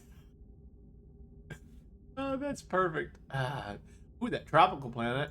I wonder. Dangerously hot fog. Yeah, but I bet it's a pretty nice planet. Other than that, yeah, we've run into a couple of good ones like that. Let's see, Riguchibu. That's a weird name, man. And the implication here is that that there are 17 total Riguchibu planets or systems. Sorry. So, yeah, I mean, who decided it was like, yeah, that's the Albert Rigachubu visited all these systems and named, and he didn't have a very good imagination, so he just named them all after himself. Through 17. I'm sorry.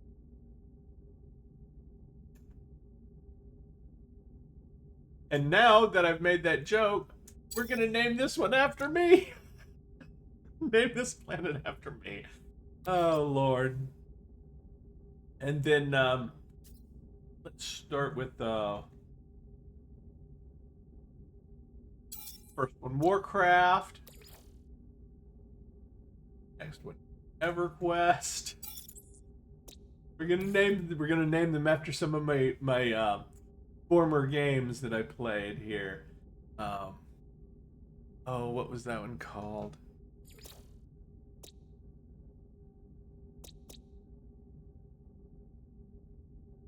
What's violent?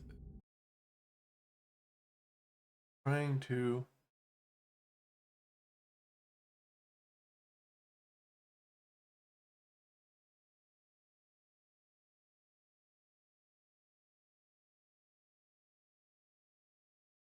Oh, Ultima Online, yeah, and RuneScape.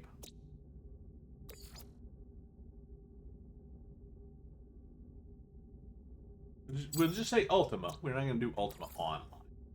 That part. RuneScape. These are actually all games that Lily Wilder appeared in as a character that I played. Never did that one. That one. Ooh, Dark Age of Camelot. I remember that one.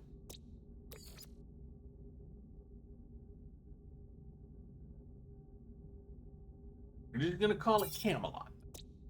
And then the last one, Earth and Beyond. But yeah, that one won't. That one won't work. Well, we'll just call it Beyond. How about that? I loved Earth and Beyond. Yeah, it was really fun. And they shut it down completely. It was a massive multiplayer online space game. And there was a lot of people that loved it. And in fact, I think there's an emulator that people that loved it so much have basically recreated the game. And you can play it now. You can download the emulator and play it. But I did try to go back, and play it, and I did for a while, and everything. But it's just so antiquated that it feels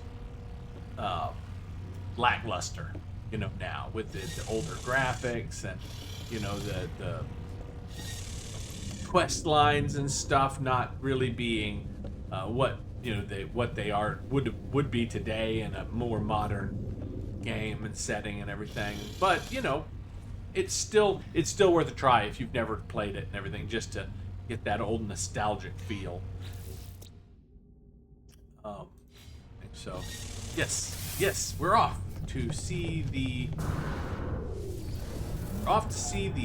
archives. Hostile subspace scan failed. 4 hostiles trying to subspace scan us. Absolutely failing. Okay, now, so the violent planet thing, I don't know if that's a special type or not.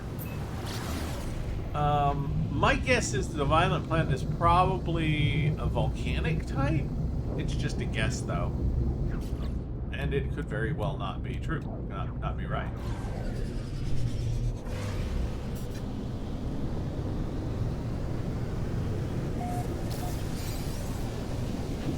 coldest temperature planet.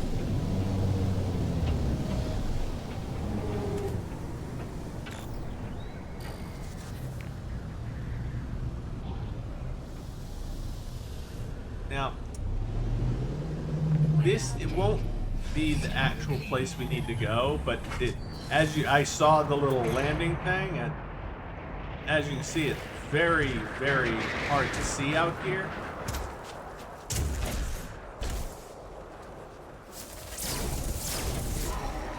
Eat a little bit of that, buddy. Hell, you know, it hurt us to grab a happenstance factory, right? Manufacturing facility, if you want to be completely technical about it. My entry into the facility has interrupted an automated maintenance routine. The terminal flashes a warning message.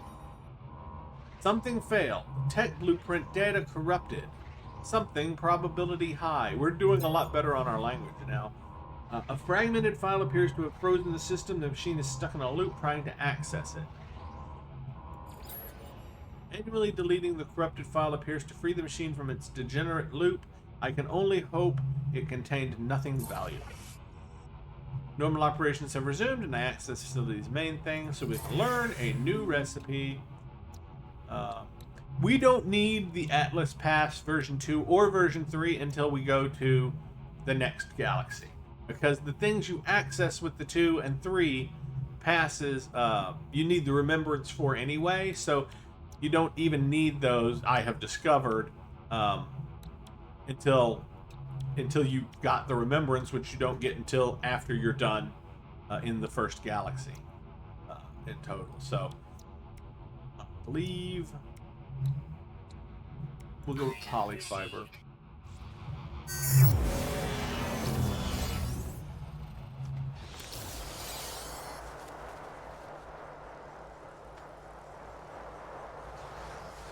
This, I think it was an aggressive sentinel planet, so if we get seen, they might attack us. Which I guess is fine, but I want to try to avoid it long enough to at least, you know, do this part.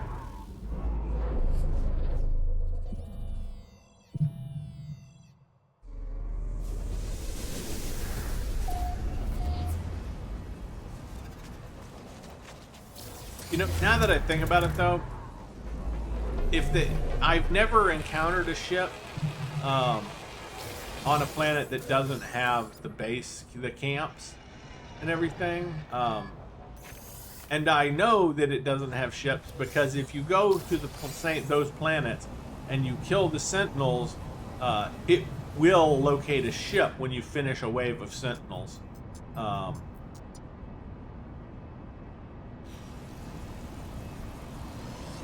Okay, it did do the... Yeah, it did it. I was worried that it didn't locate another. Sentinel drones activated. Uh-huh, we understand what you're trying to do.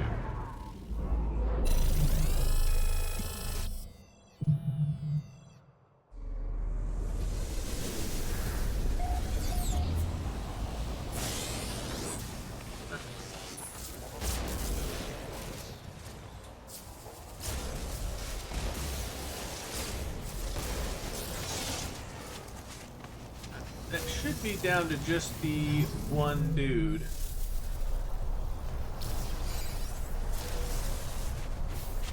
Come on, one. Nope. Still two.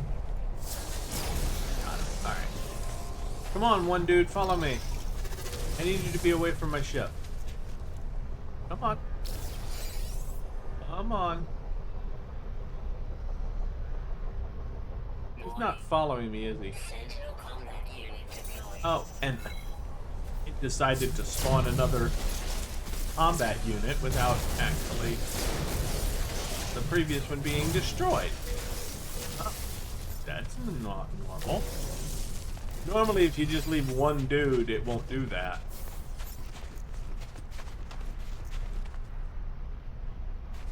We're running over here. Elite Sentinel force.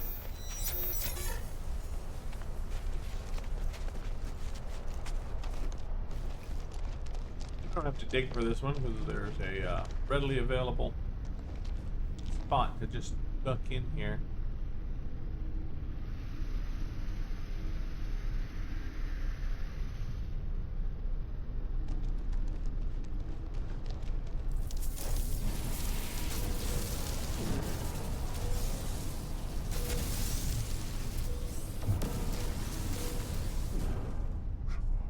Oh, I forgot. Reset the stupid timer if you kill someone. Sorry, I forgot. Sometimes I forget that.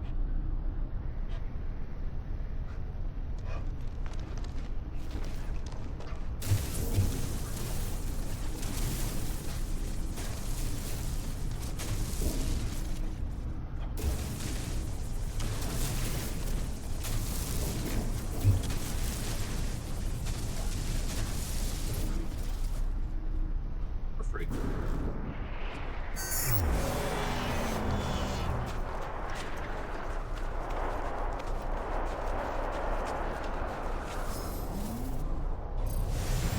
Alright, so that's annoying. You still managed to get away, though. I know. By that point, it might have just been faster to finish the whole wave off, right? Alright, so which planet do we need to be? Sorry, wrong one.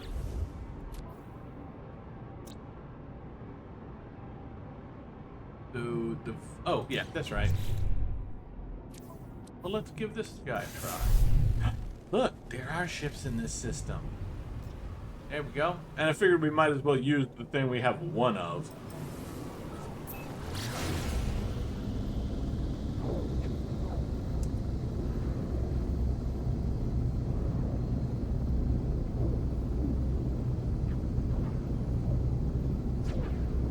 What do you guys think? What do you guys think? Before we get there, is this going to be a good one or a bad one? What do you think? I think the odds are it's going to be mediocre.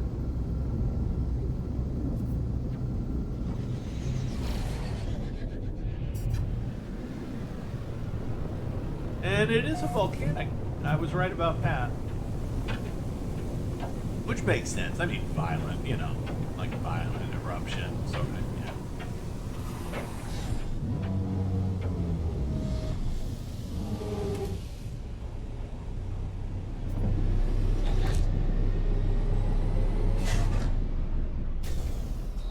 Okay. Well, it's red or orange, maybe. Hard to tell in this lighting. I mean, it's not the most awful one I've ever seen. I'm not sure I like. I'm betting that the lower part that sticks out like that also has the jets, but you can't see them because they're kind of stuck underground. It's a B class. It's definitely worth taking. But I don't think it's mediocre. Like in style and design, it's mediocre. It doesn't have the for me. You remember we're talking about for my preferences. It doesn't have the tank feet. It doesn't have the teeth. It doesn't have the fold-out wings. And these may or may not do the X-wing fold-out on these. But yeah, it is single engine, which I do like. I do. Well, no, it's not single engine because it's got these. So I'm not sure about that either. But so mediocre. I mean, if it had been an S class, I probably would have flown it. But since it's not, I don't think we need to mark this planet. Like, I'm not going to come back and like farm these trying to get an S class out of it. In fact, I'm not going to farm any of the ones that we found so far, because none of them are even close to my ideal. I'm sorry, that's the wrong one. Oh, I got to do the brain. Got to do the brain. Sounds like a new zombie dance, right? Got to do the brain. Shuffle, shuffle, punch, punch, shuffle, shuffle, punch, punch.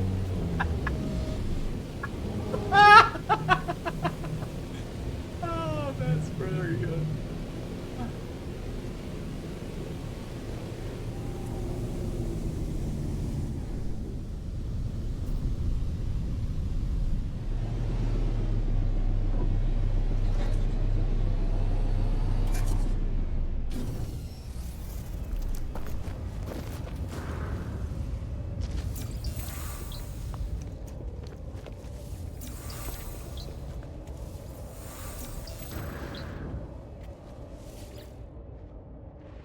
The ancient size stirs as I approach. As normal. We always fumble that ship, Brian. You'd think after having done this several dozen times that I would know that it's going to get hot and not have to fumble it. Oh. Okay, so there we go.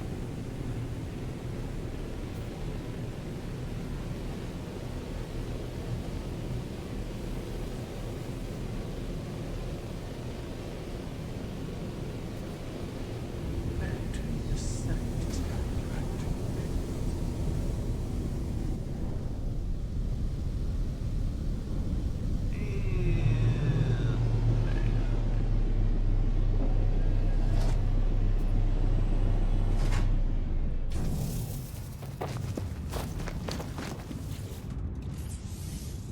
Technology prepared. Got the slots, man. 3826. That one's gonna break down for some money, man. That's probably 35 million, I would guess. Maybe probably maybe even more than that. Might be 41 because it is a B class. All right, I'm going to just for a second see if it X-wings. It does not X-wing, and it doesn't have the lower thrusters, just the upper ones. Yeah, which puts it on the lower end of mediocre for me. Yeah, like they do like move, but they don't actually tilt, which is what the X-wing ones do. They actually tilt to a diagonal.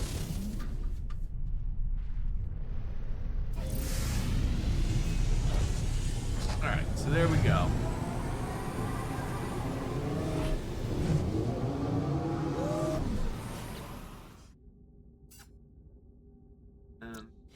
I did it again.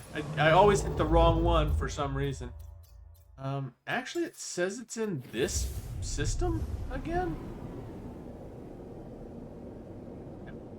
Can't be right. Just because I don't have it. Okay. Apparently, it's just in this system. Deflect.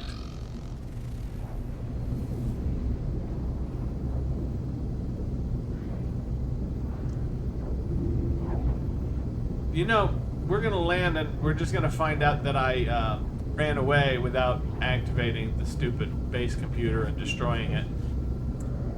Because I thought that when I left that's probably what was going on, is that I had forgotten to.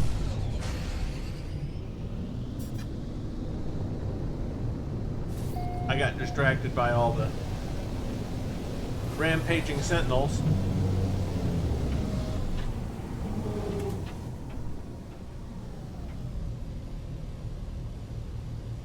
Yeah, because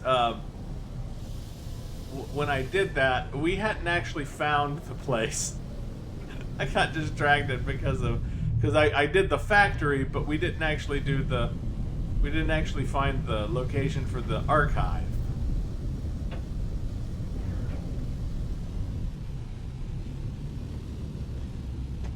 That's the factory again, I think.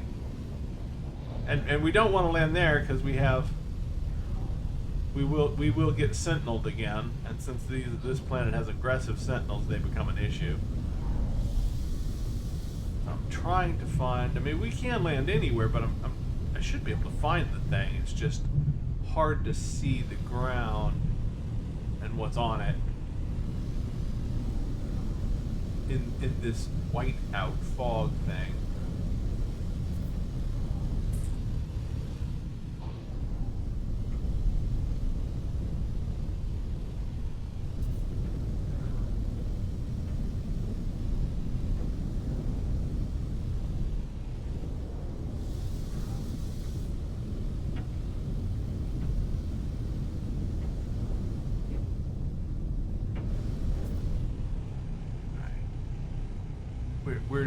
I don't know how far we're going to end up landing away from it, but at this point it's better to just land. I'm clearly not going to see it from the air. It's also not wanting to land. I don't know why it's doing that. No, because we're bugged. That's why. I had to bounce off the core of the planet or something before it fixed itself.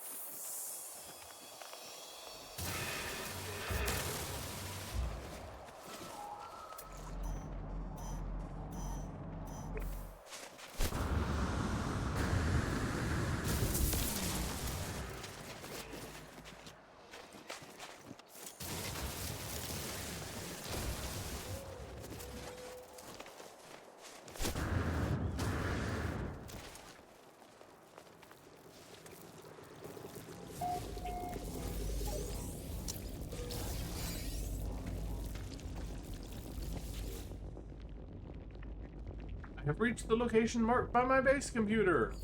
Access memory. Attempting to read memory at 0x000FF1A. The three of us journeyed to the center. The Sentinel, the first spawn, and the Traveler. All children of the Atlas. All hoping for some answer in the void. The first spawn would not stop talking, would not stop glorifying their cruel life of brutality and pain. One night they sang a song, a tale of a lost people, of an armada of freighters fleeing the abyss, of a world where every sentinel turned against every living thing, annihilating them all within moments. Laylaps showed no sign of understanding, did not leave us, nor did it try and explain. Perhaps the sentinels were right. I searched the physical cache attached to the terminal. Whoever recorded this message also left a piece of knowledge. Hey, got an S-class this time. Of course, it's for something I don't use, ever. There you go. We did get one. Congratulations. Here's something Bill not use.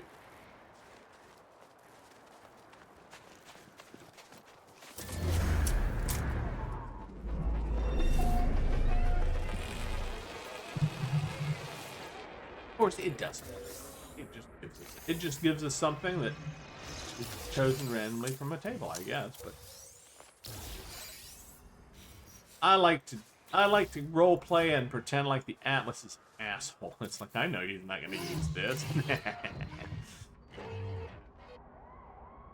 13 Carter Grove Archives. Oh Lord.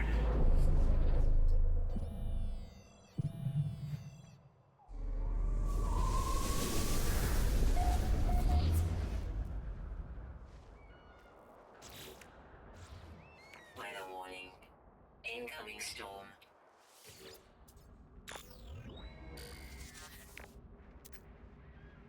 Archive for user iteration lost. Unavailable. Possible remote terminus backup available. Download coordinates. Follow coordinates. Do the thing. Bust up the computer bit. Bust up the base. Again. Yeah, I know. I did this before because I for some reason, I completely neglected to realize that I had only done a factory and not what we were supposed to be doing. I am seriously concerned that the medicine that the doctor put me on is actually making my ADHD worse.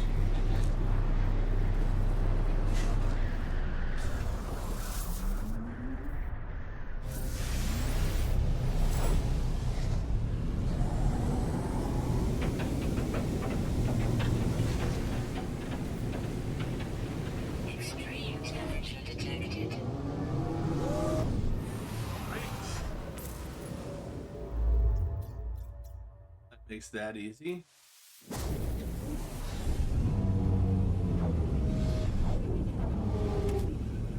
I mean, you got two sides to this, as far as, you know, whether or not it's going to send you to a new system. When it does this and everything, you kind of got 2 points of view. Some people would say, oh, you know, if it's sending you back and forth between systems you've already visited, you know, that doesn't give you any new locations to explore and everything. But other people, you know, like me, in many cases, it's like, yeah, but, you know, a new system, you know, that I may or may not ever go back to is, you know, not really a giant benefit and everything. If it's especially a playthrough like this where I can't really go back and visit these systems without building a base and stuff, because they're normal systems and then the Outlaw playthrough. Of course, it does put them in our archives and we can see them, and we can always go back and visit them, like if we need something from one of their planets or something like that. But you know, mostly they're just going to end up as superfluous systems in our record of systems.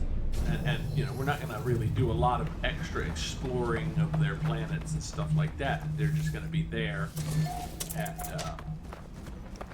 that's it.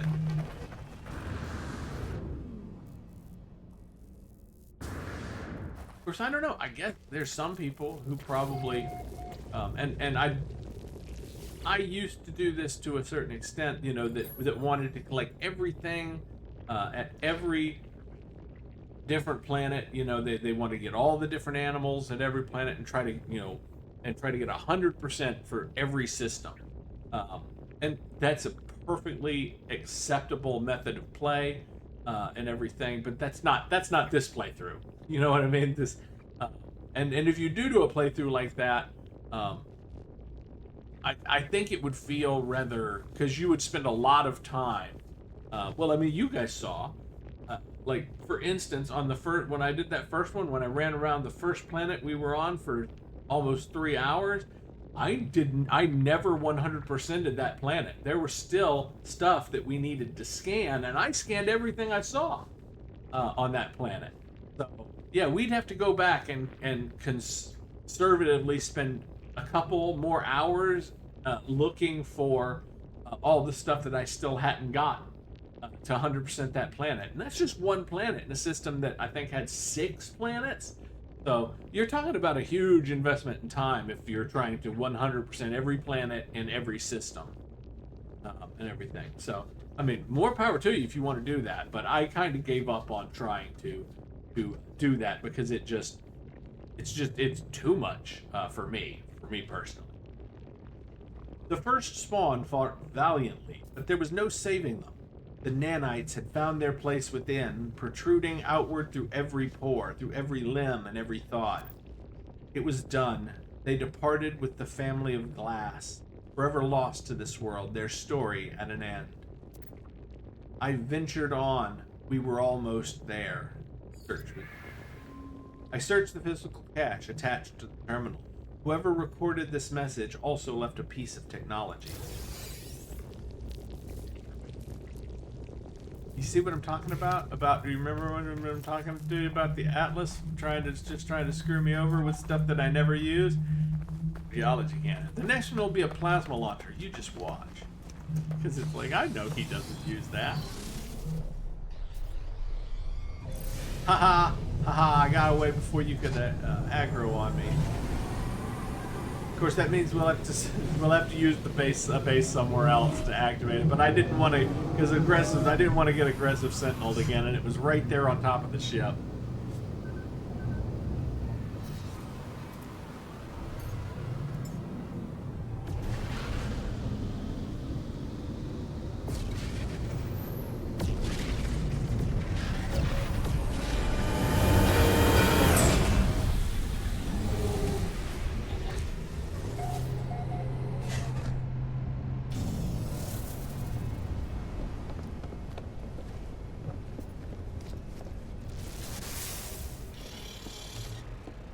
Yeah.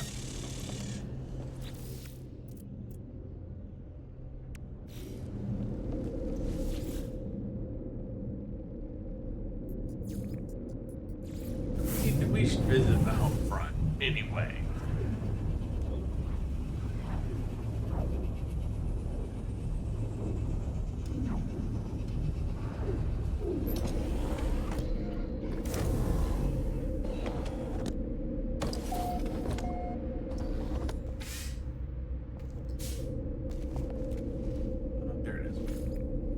Hey, where did I leave that base? Automated archive. Archive for user. Iteration lost. Unavailable. Possible remote terminus backup available. Download coordinate.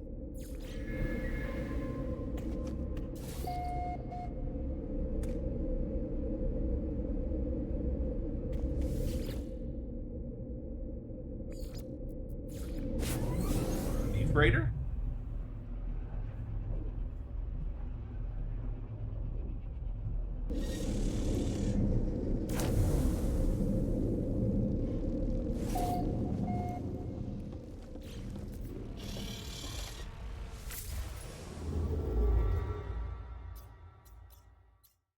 I was going to say it probably used a system over rather than air. There. That was just fine.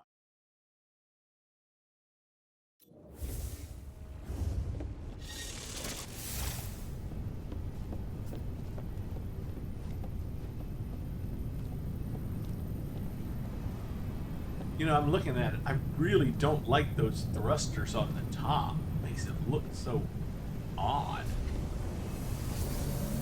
If it had the thrusters on both the top and the bottom, that would be better, but just the top, just the bottom even, I think would be better. That's just, I guess it's just me. It probably doesn't bother anybody but me, but it does bother me.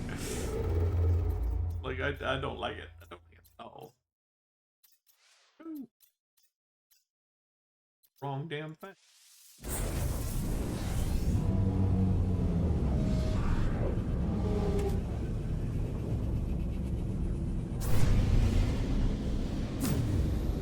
Whoop, time for us to have a pirate battle.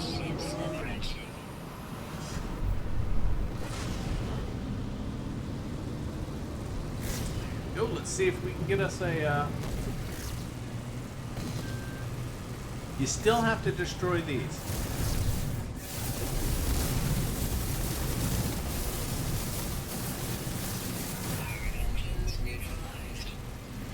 I'm aware. Alright, now this is how you actually destroy one of these.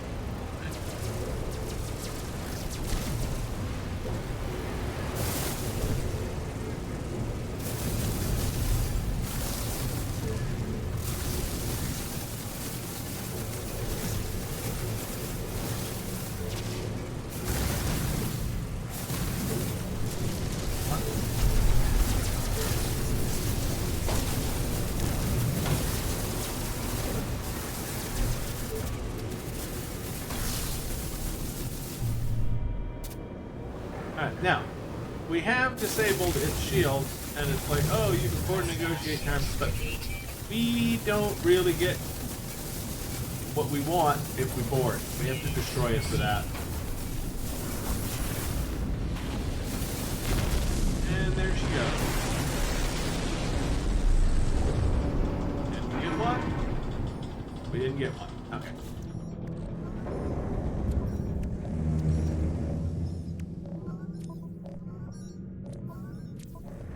So, 906 or 706, 1906. That was that. I believe that saved right after we defeated the ship. So now, yeah, and this was right before we went, I believe.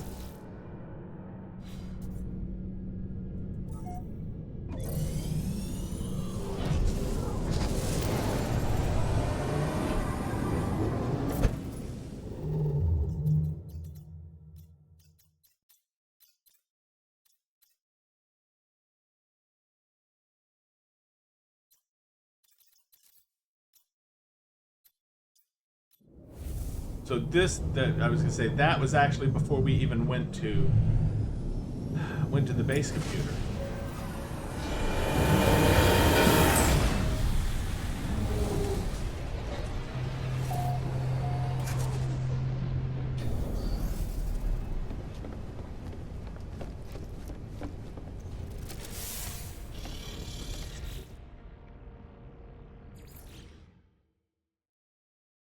Did I do the restore point of the autosave? I meant to do the autosave. No, I did do the autosave. Okay, so it just re-autosaved, and so now we're gonna have to just go back. That's my bad, guys. It's my bad. It's you know, sometimes it don't work out.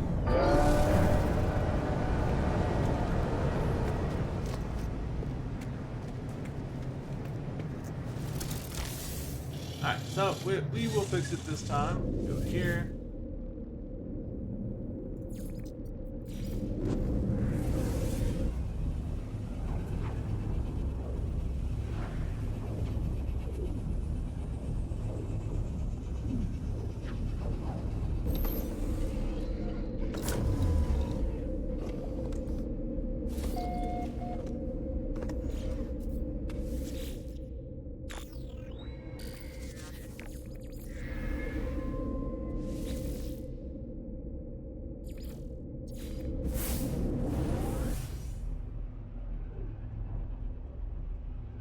And that's my bad. Sometimes I just forget to create a restore point before I leave the freighter.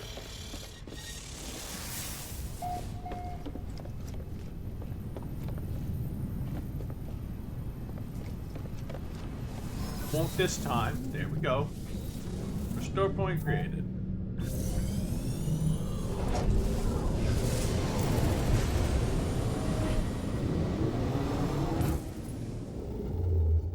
Oh, sent us to a different one this time, didn't it? Right. It sent us to... I don't think the one it sent us to was actually a... Maybe it was a pirate. But let's see if it gives us a pirate battle.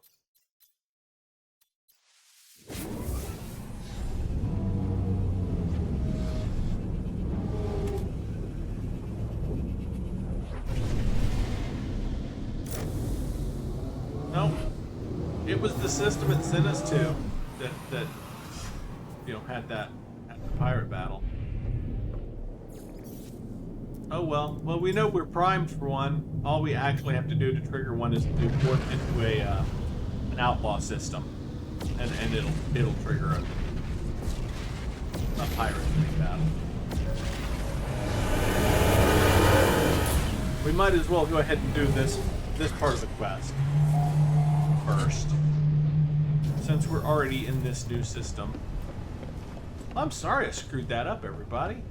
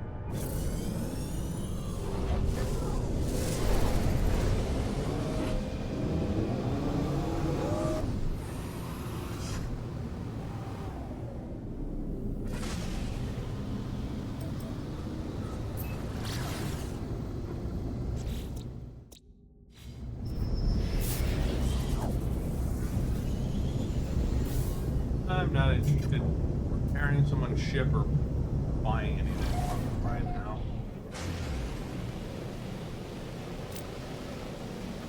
And it keeps defaulting to the positron injector like that's the one I want to use all the time. I don't know why it thinks that.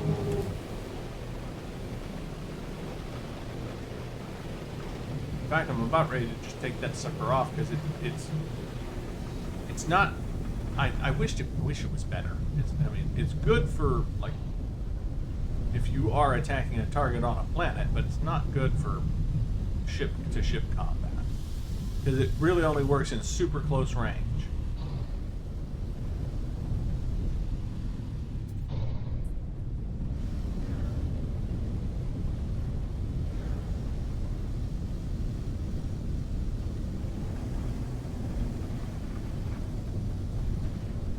Looking for an abandoned building. It's always an abandoned building. There it is.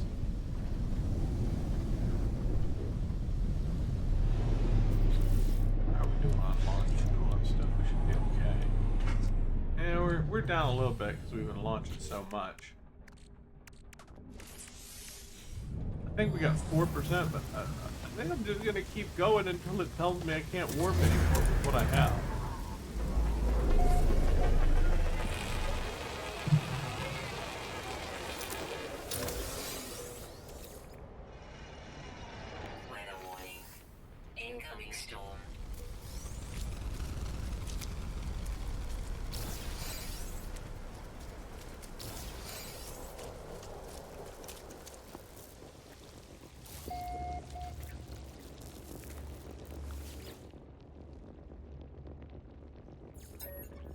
Attempting to read memory at 0x000FF1A. Something was very wrong. The Atlas interface had grown still, its orb cold and almost gray. The computers did not respond. Nothing did. It took a few moments before I realized that Laylaps was gone. I was alone. I searched the physical cache attached to the terminal. Whoever recorded this message also left a piece of technology. No, scanner module. At least that one is a little bit useful. So I was wrong. I lost the bet. Was it a plasma launcher module?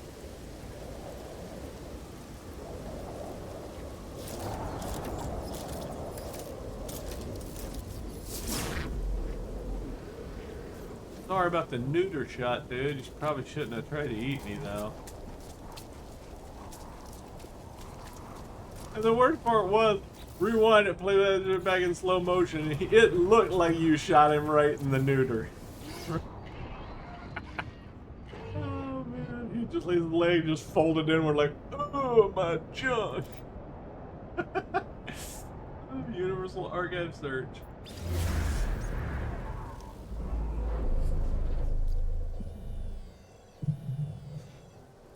You guys ready for a new look? I think I'm ready for a new look. I think it's time we switched up from this. You know, I think I'm gonna do something for people who might enjoy and it may not last long, but I may switch to one of our big friends. Archive for user iteration lost, unavailable. Possible remote terminus backup available. Download coordinates.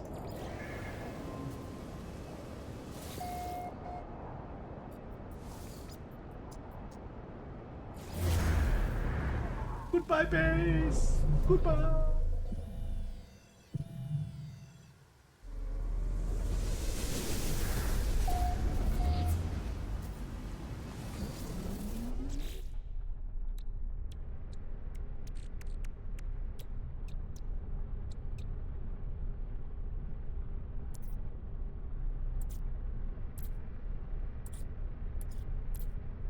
Do we not have the yeah, we don't. We have a wiper core. We have a wiper core.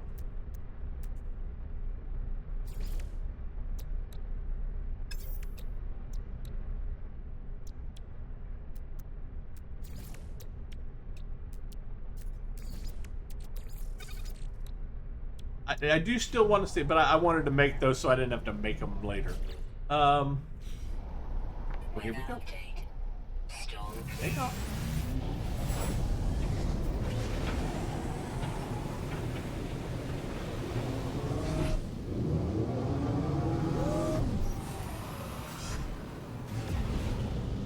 I've needed to do this for a while, so I'm gonna go ahead and do it because it's pissing me off not having it every time I want it. And clearly you don't get it for free, or we'd have it by now.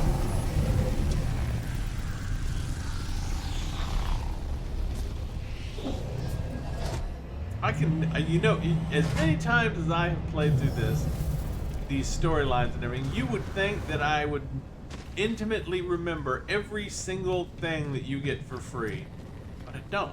And the reason I don't is because I almost always buy everything significantly long before I actually get it for free. So yeah, because I always want it. I want everything available, and so there it is. I'm gonna buy the. Yeah, see, that was the problem. You do get this for free, and it costs 10, but you have to get that to get the save point. And it's the save point that I've been wanting, because you can put this on your ship, and without going to your on your freighter, and without going to your ship, you can then create a restore point on the freighter, which is, yeah, better. It's better. So, yeah, and you do get the Galactic Trade Terminal for free, a long way into the base building quests. But like I've said, I really wanted the save point, and you have to buy the Galactic Trade Terminal to get through to the save point, which seems counter to its purpose. Like, you should really be getting that save point much earlier than you need to get the Galactic Trade Terminal. So anyway, yes. Now, rather than fly into it, don't be probing me. I know you're aliens, but don't follow the stereotypes.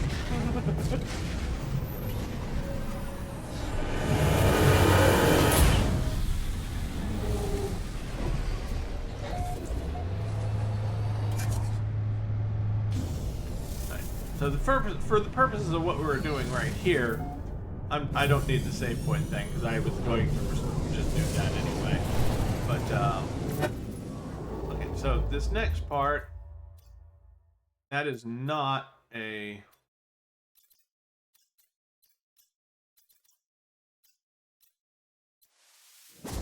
Let's see if this does. It should, I'm guessing, spawn our pirate fleet battle, but it may not, because I don't see one. Okay, so maybe that other system that it sent us to always has a pirate battle, like I mentioned before. Some of them do.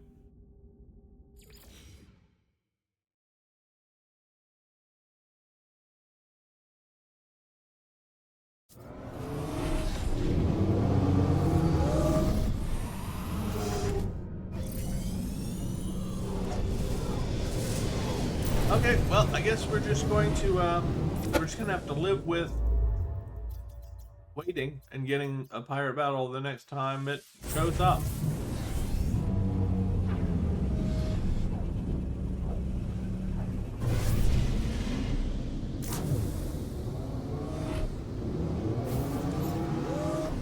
Live with the disappointment. That's what we have to do. We have to live with the disappointment.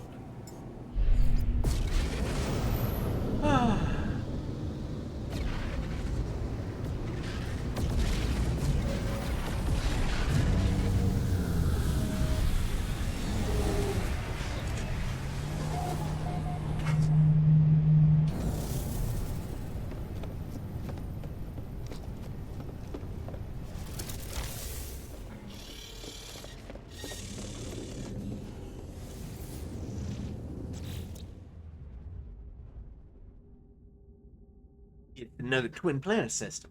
I like twin. Well, in terms of, you know, I like to be able to name.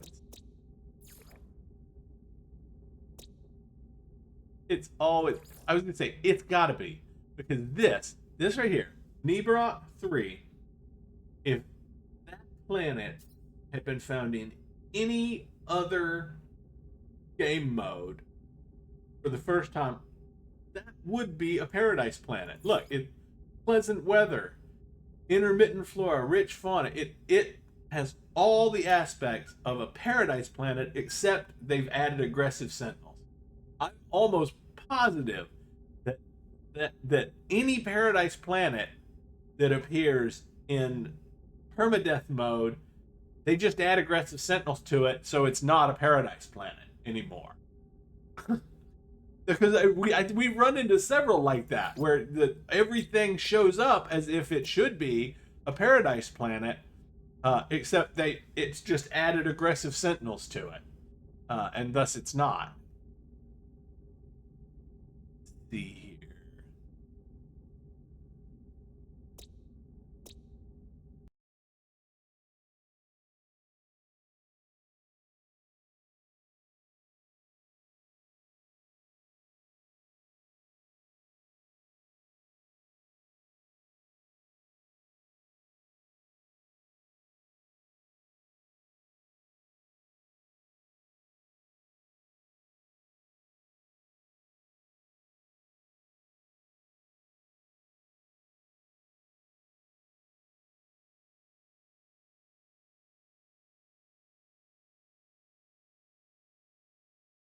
Okay. Okay, I kind of like that. Let's go with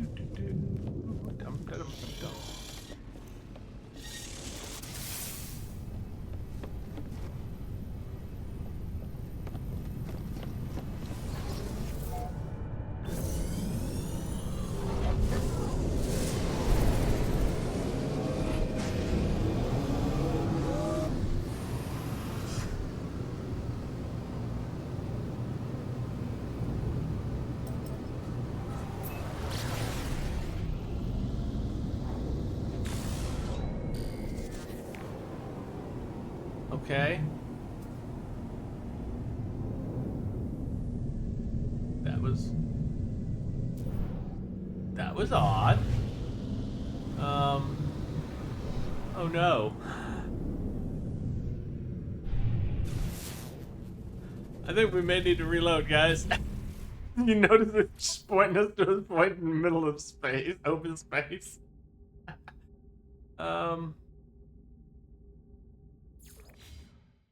Let's hope reloading fixes it.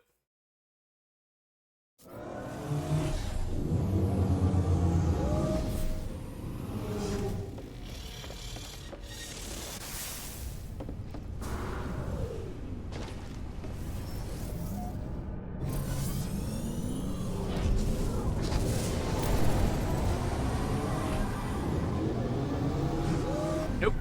Still the middle of space. Okay, I do know a potential way to fix this.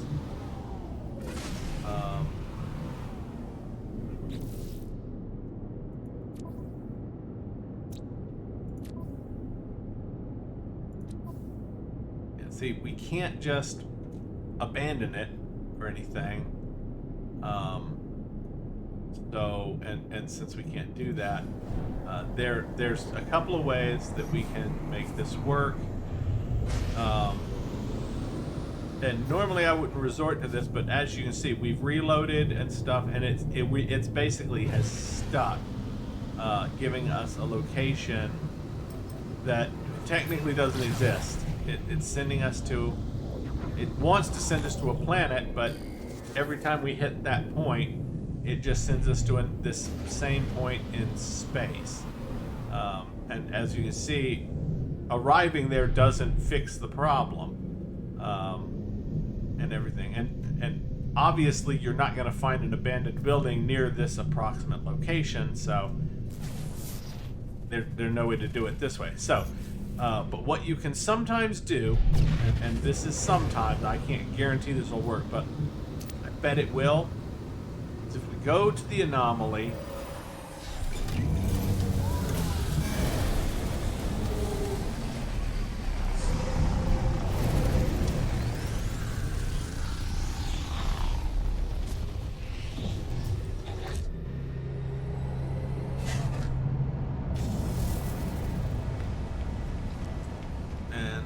go to... Now, you have a couple of options here. Sometimes, but only sometimes, if you take a mission from the anomaly, it will send you to a random system, and it could be anywhere in the galaxy. But a lot of times when you take Nexus missions, if you go out by yourself, it'll send you to a system that you've already been to, that's one of your systems.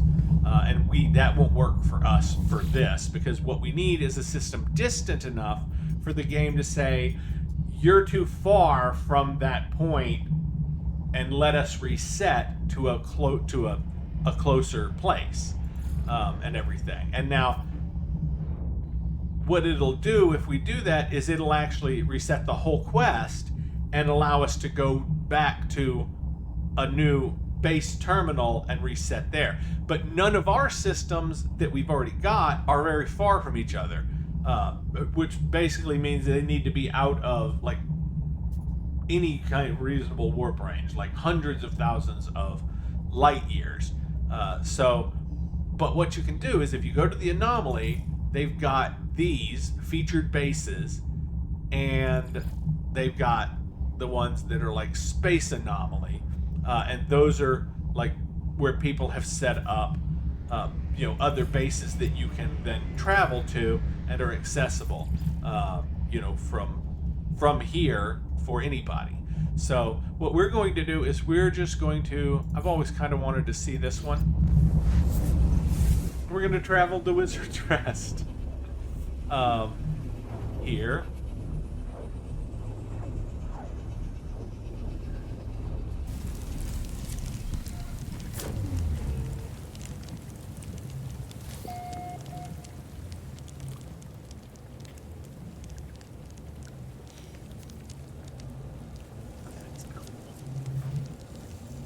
And I'm talking about the black thing with the spikes sticking off of it.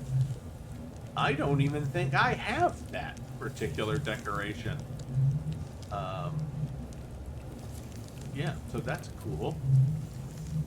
Man, somebody spent a lot of time decorating this. Which I guess is probably how it ended up as a... Yeah, look, that's actually not a door. They've just hung drapes so that they're blocking off a completely open door frame.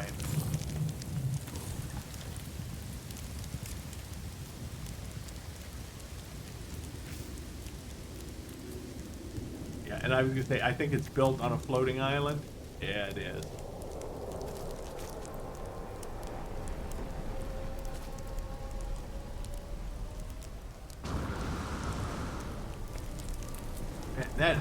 That is really cool.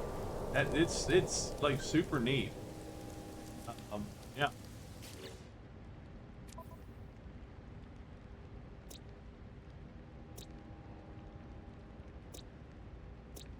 I'm pretty sure it's not Frigate that it's in. It's in some other system. There it is. I was gonna say it's got to be in some other system.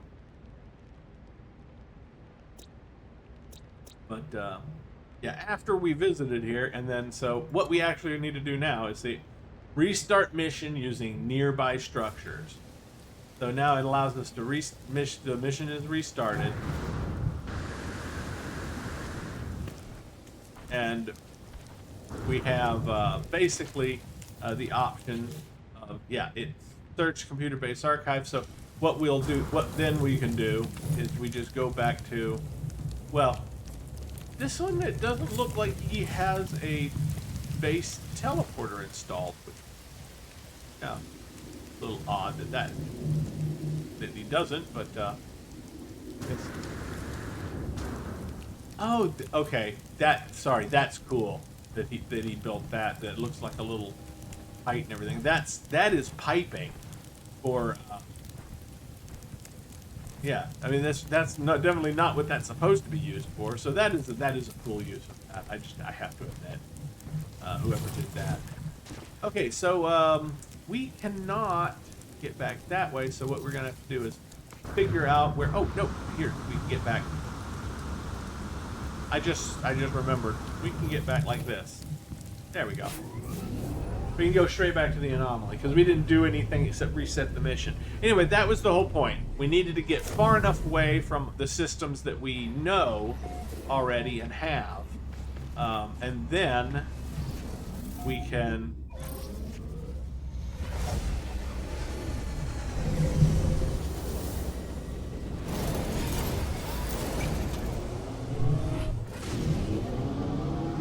go back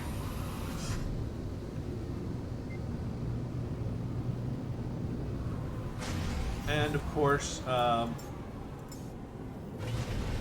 it won't be this system again.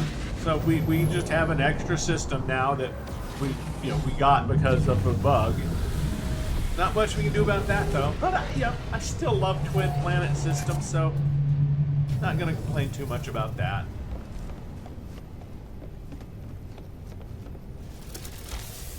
I think Storm Sisters might have been better for the system name, but we're going to keep it as it is now. Even though we haven't visited the station.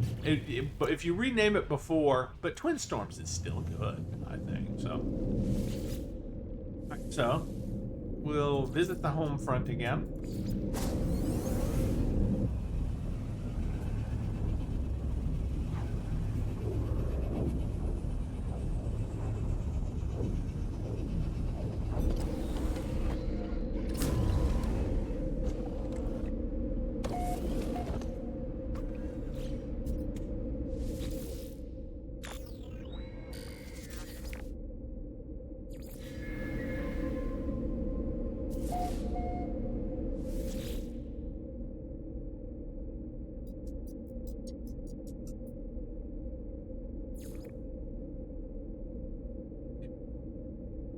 Didn't give us one we can actually just go to on the teleporter.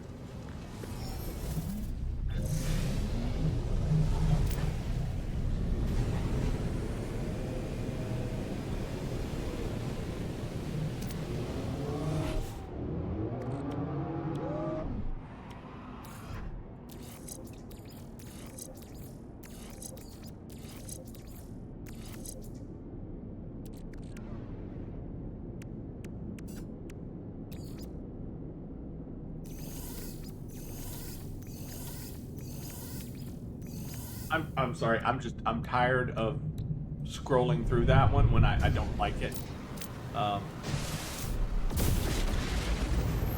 Honestly, the only reason I keep the beam one is because it lets me recharge my shields without using the shield thing. The shield batteries is the word I'm looking for. Alright, so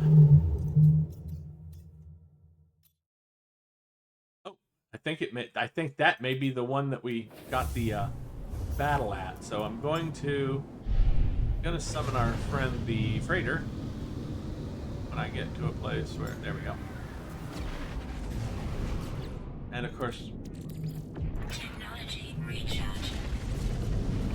I think 67% at 2% per thing is we're gonna have we would have to do like 32.5 jumps or something like that before we use all that up. So I think we're all right for now. Restore point. There we go.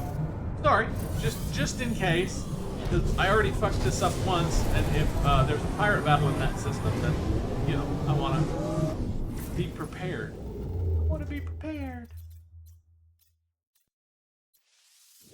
And you notice it's not a pirate system, so if there's a pirate battle, would have to be one of those systems that probably always has a pirate battle. Nah, it's not. See, I told you I could be wrong. Hell, it might not even actually be the same system. I just thought it might be. That does at least look like it's on a planet, so that's a good sign, I think.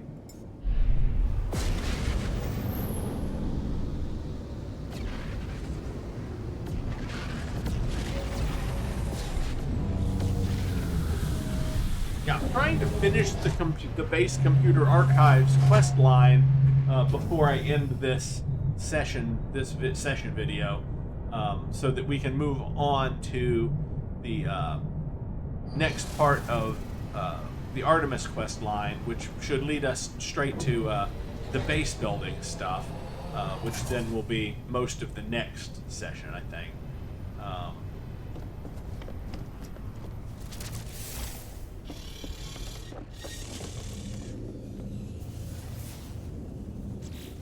We're truly now on the road to getting to the center of the universe. Like, once we get through this, and then we get to the Artemis quest line, that one's the straight run, man, to the center of the universe stuff. So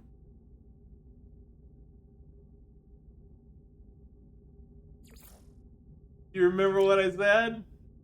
This planet, it's literally 100% that should be a paradise planet, and they've just tacked on aggressive sentinels again.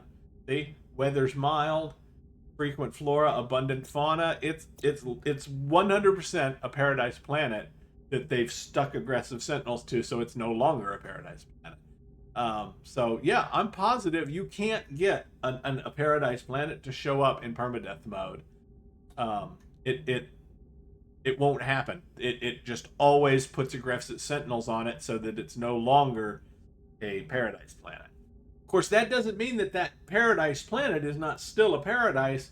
All you have to do is remember that if you use it as a paradise planet, anytime you go to it, you have to kill a round of sentinels to make it so they can't spawn anymore on that planet while you're doing stuff. And once you've done that, the planet is perfectly safe.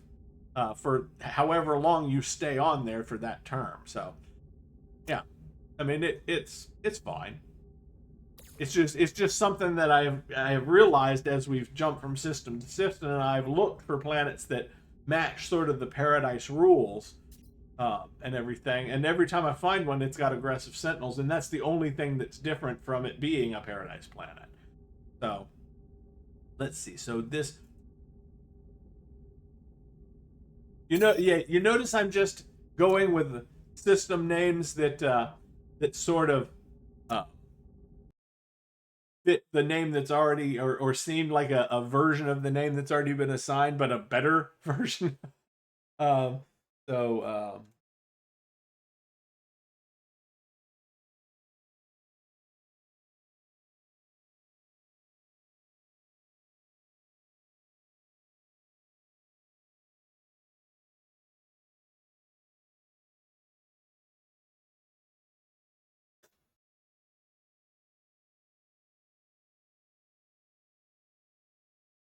Okay. So.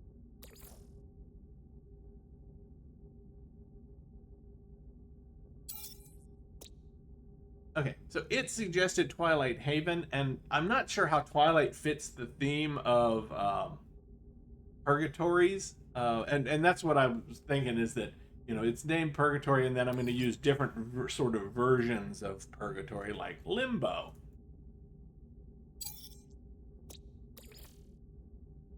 And the Ether.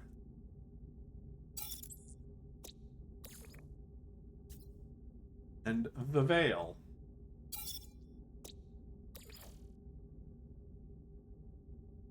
Okay.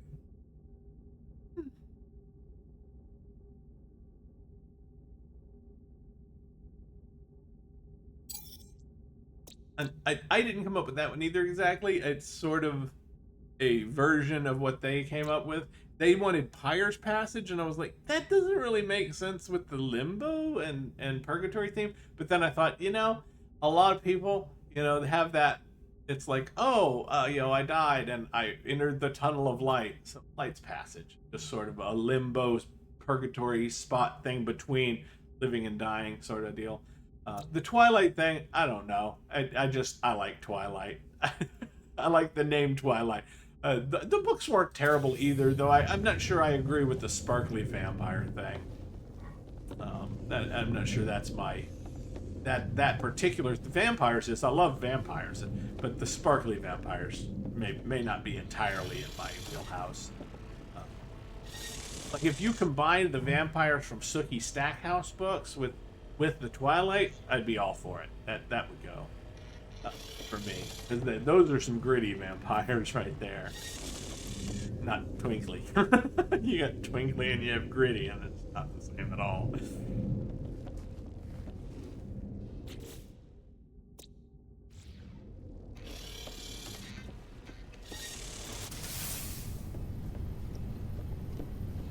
And I know the weird thing is you probably thought I was the twinkly vampire kind of guy, right?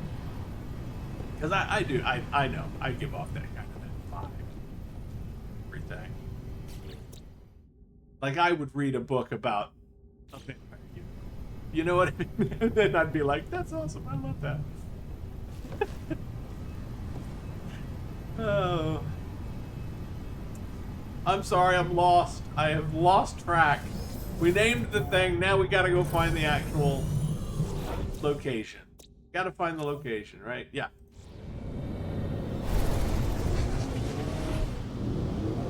Yeah, don't get me talking about vampire unicorns, or we'll completely get off track.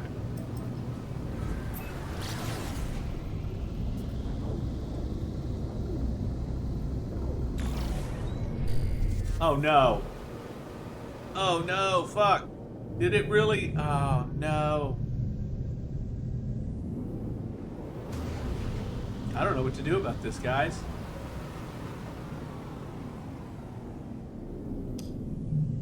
Oh, shit. What the hell? Alright, here's what I'm going to try. I'm going to warp to that planet right there. And I'm going to try and find an abandoned structure. And fucking hopefully...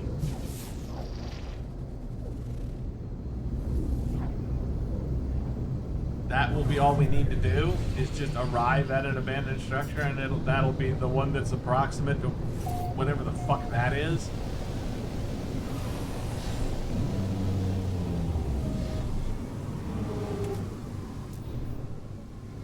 Alright, first we'll try without scanning. I mean, I can get our Minotaur here. If I have to, but I'll have to go back to the freighter for that, because I'll need to build the exocraft summoning station on the freighter.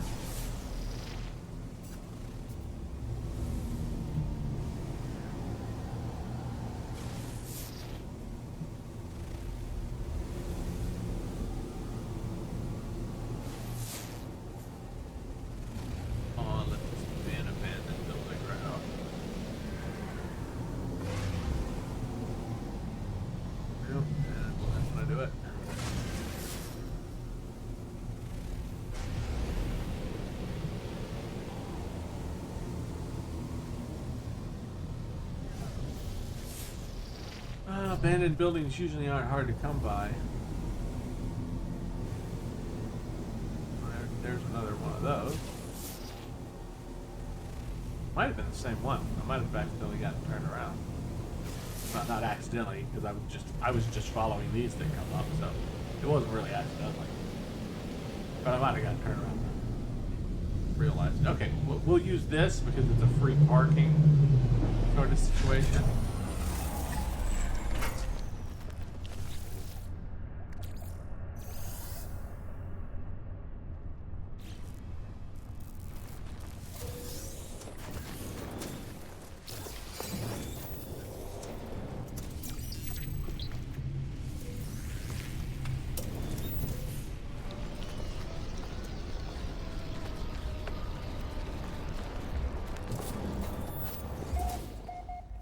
I can't help myself when I see a transmission tower. I have to see if it's going to lead us to a good ship.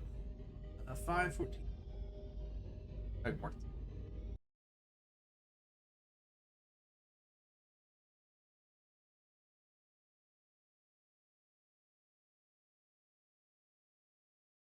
$360. Okay, it's 360. I can't look these up, but I like to try to think of the answer. If I haven't memorized it from seeing it so many times. Some of them you can tell I have. I just know them without even trying. Entity tilts their head to one side and passes a hollow metallic mask to. My best guess is that it's some sort of data extraction device for electronic life forms, or perhaps even data insertion. My head can just about fit inside. Traveler, the Korvax convergence does something on your destiny. Lifeform looks on with interest, pointing to their head. They concentrate their lights on me. Arcs of electricity crackle over the surface of the mask. Use while thinking about our journey. That seems to be what they might want. Gingerly, I place the device upon my head. At first, nothing happens, and then there's a white flash, and the pain indescribable. As it fades, I catch a glimpse of something. Words cannot describe it, but I knew with the utmost certainty what it was. The heart of the Korvax convergence. Ooh, we got to be a Korvax for half a second. I cannot bear it. I remove the device. Nanites spill forth from my hands. Ooh, that was creepy. And we didn't even get a reward or anything. Maybe I picked the wrong answer? Maybe I should have thought of nothing or something? I don't know. After all the answers, guys.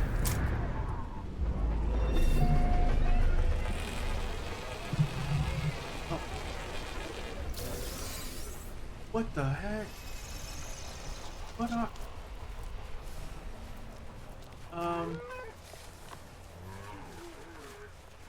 It looks like a scaly flying bear with a beak. A metal beak. Some of these are great. Some of these are absolutely fantastic.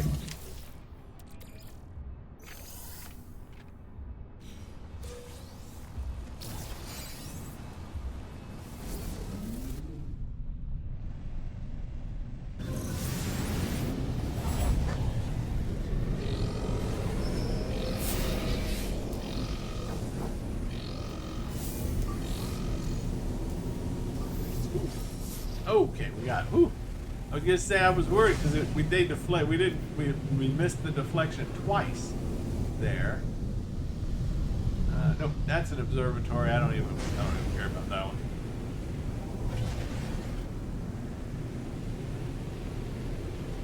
The observatories they're two-step deals really. You use an observatory and it sends you to a monolith, and then you use the monolith and you can either get a language word, or it can send you to a ruin where you can dig up a treasure.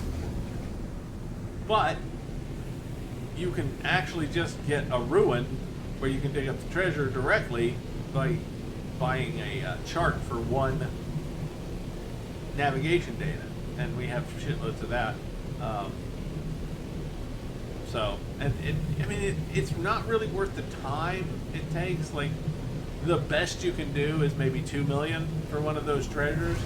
Oh, yeah, I know. I'm sorry. I should just be doing a warp to that thing.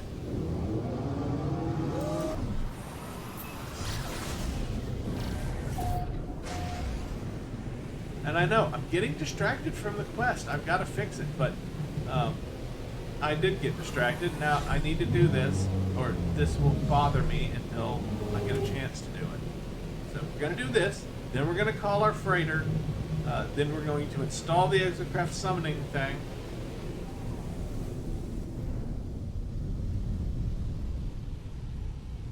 It's a science ship, or an explorer, or whatever they call it. The one we have parts for. I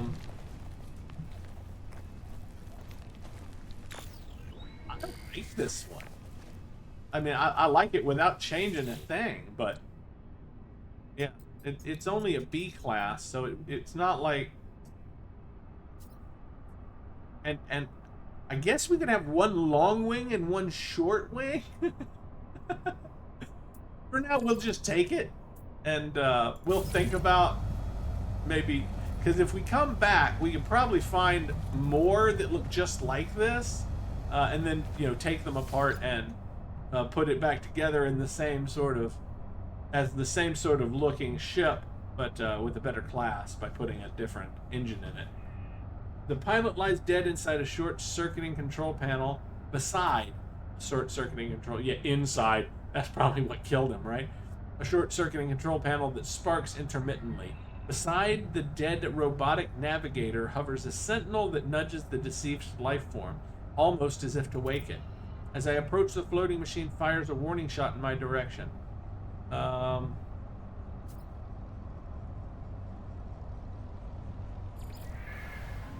The Sentinel offers little resistance. The ship database are easily hacked.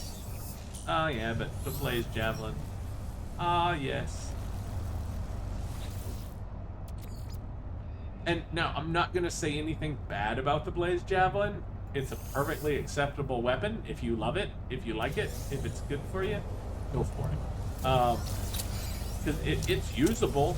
And everything, but it feels to me like it was their attempt at like a long-range sniper type weapon, and while it has high damage, it doesn't have any higher damage really than most of the others, but it is slower to charge, and there's no actual zoom to it. I mean, like, you can use the combat scope with it, but that zooms nothing. I mean, it's definitely not enough zoom to be considered any kind of sniper type thing, and I think that's what the game is missing, a weapon that's like a sniper type firing thing. And they could turn it into it, but they need to basically double the damage and increase the range, the zoom range that you can zoom in and use it with. Okay, so now that we've done that, we've collected us a new ship. We need to go into outer space and summon our freighter. And yeah, we can just warp to it, but why would you do that? You can just summon it right here.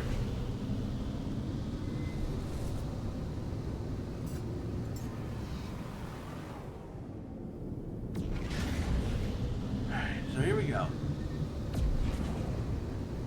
Once more into the breach.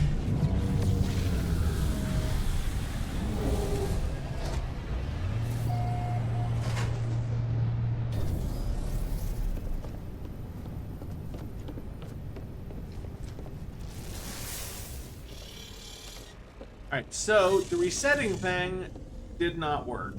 So now we have to try something else. And my current only plan is to attempt to just find, and we didn't have any luck the first time, but maybe we still have a chance. There we go. We just need to rewarp cell.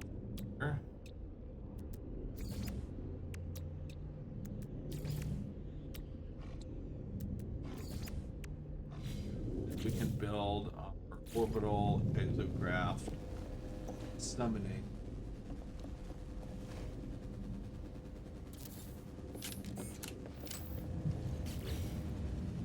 Say, that doesn't have a room there, does it? Why is there a door? Because it's one. Okay. So now we should be able to just go down to the planet. There we go.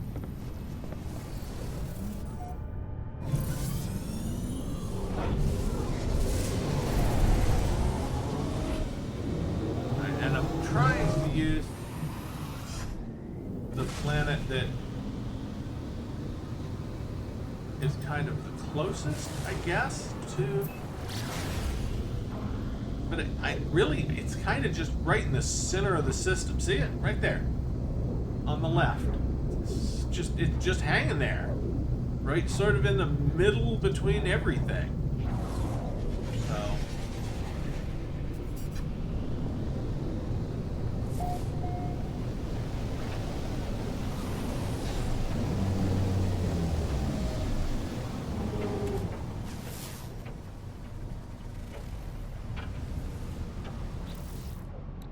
We have plenty of landing. We have plenty of land launch fuel, and it'll keep recharging. So.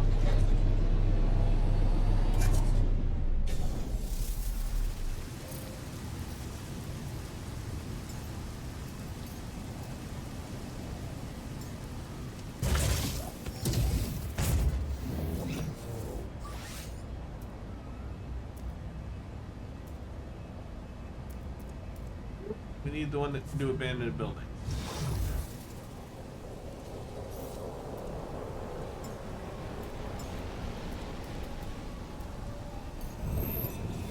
Oh, I bet we don't have it. We don't. No, we could grab scanners. And we haven't bought the scanner for this one. Fuck! Fuck! Fuck! Fuck! Alright. Sorry about that.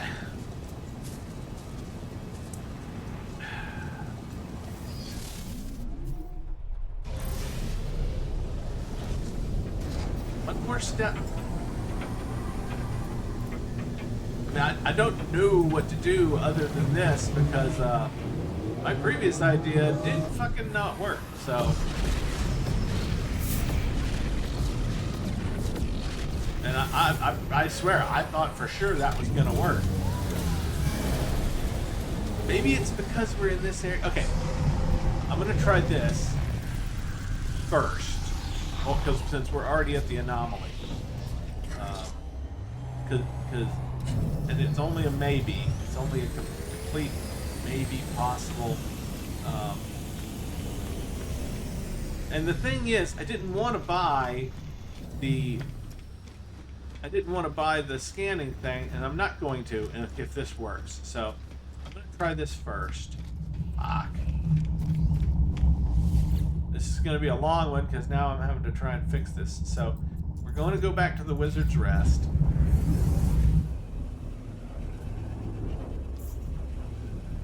Since we already know it's far enough away.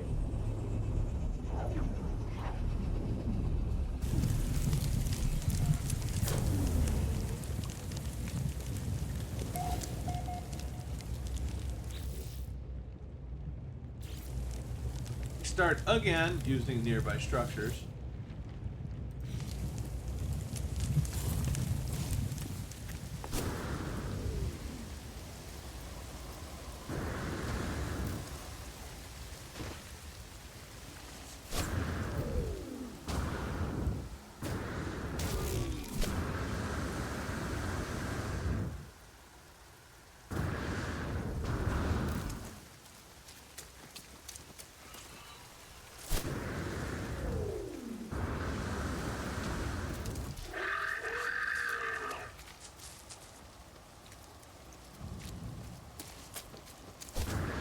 Just gotta make sure we're far enough away.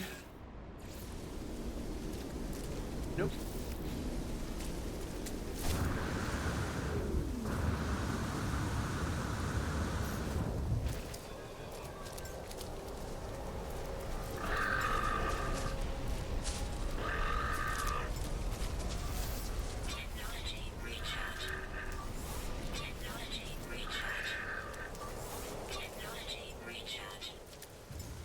We're trying to recharge our cannon. There we go. Far enough yet? Yeah.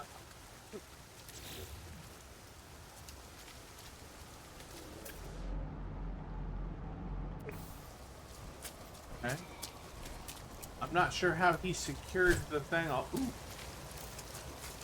Get a little grubby. Juicy.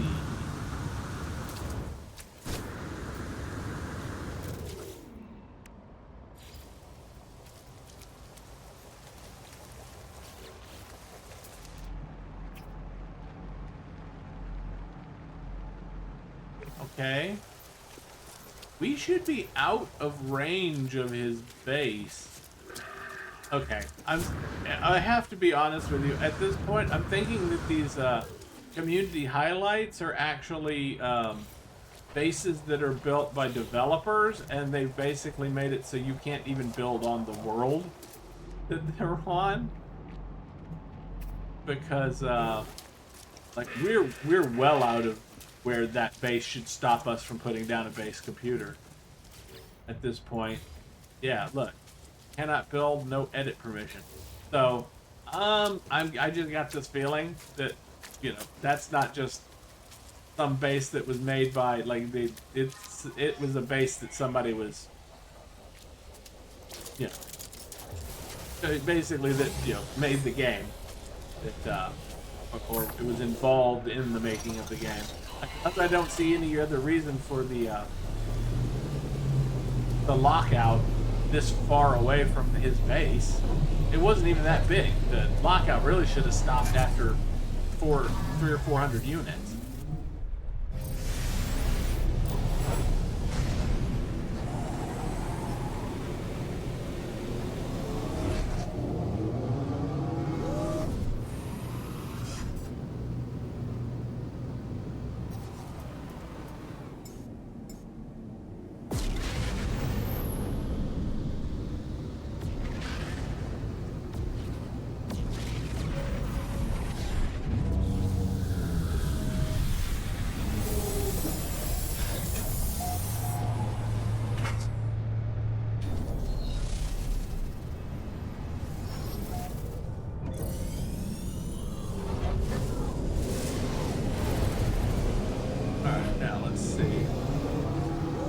So we couldn't build on his planet.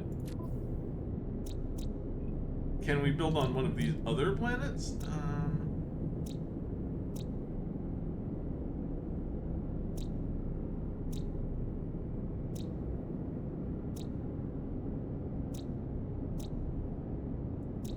Okay, it doesn't show any other bases, and that's what I was worried about.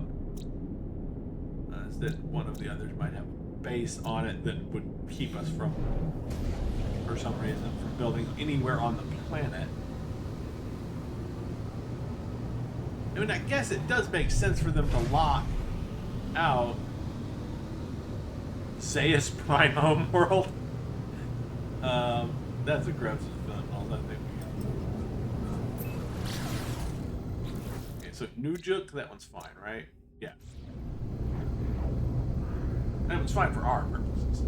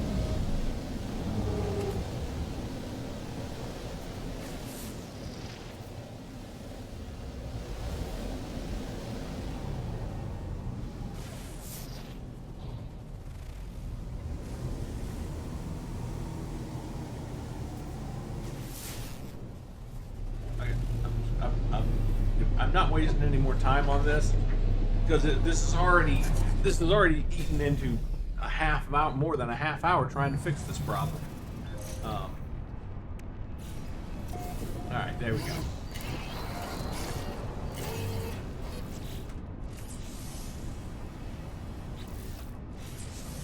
Okay. And let me activate these stupid things.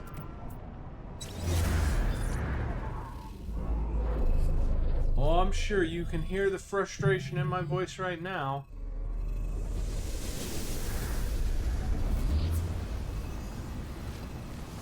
I've never had this happen before.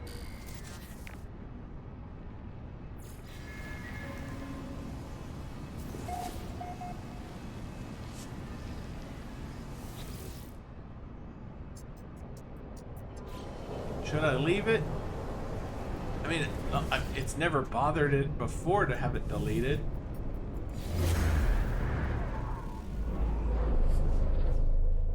I mean, it doesn't really matter if I leave it, because I can teleport to it and then delete it later.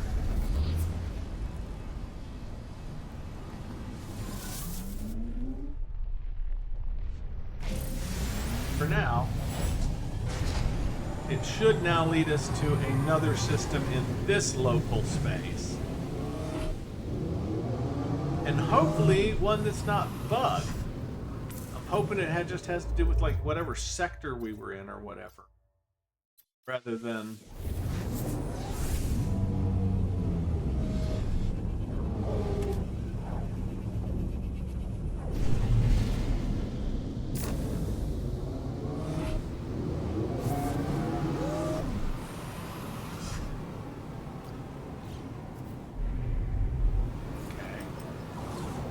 Tell if that's on. I thought it was on a planet earlier, but it wasn't. So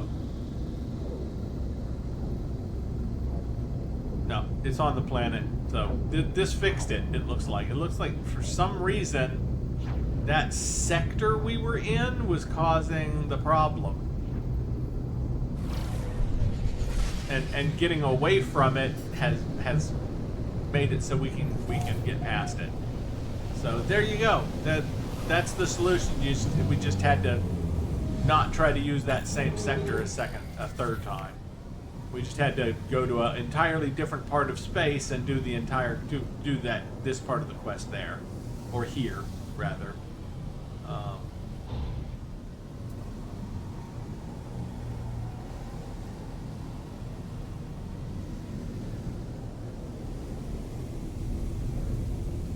There it is.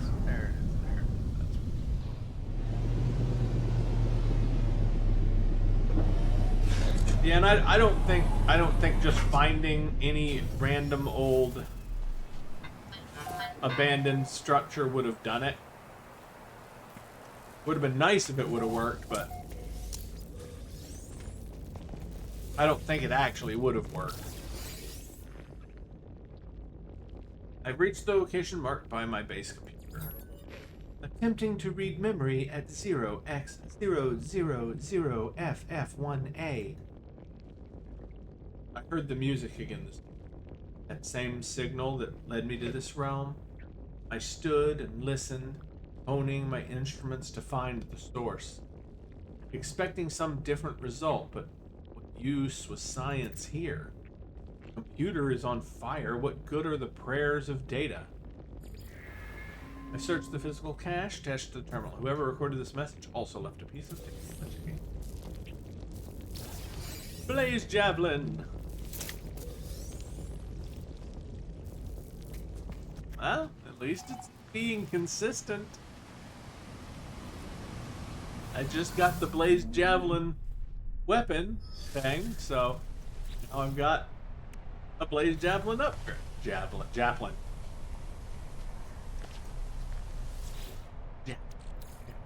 Blaze Javelin upgrade.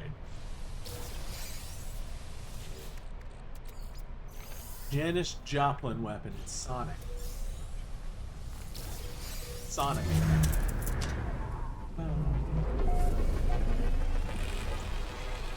My dad loved Janis Joplin. And she was talented. I'm not saying that, but very loud. He was a very loud singer.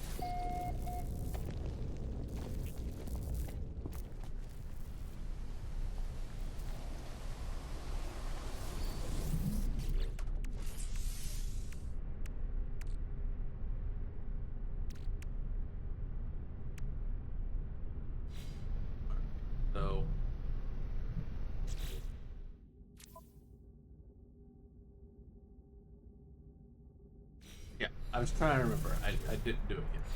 Basically. I don't know, we might as well just continue on in this area.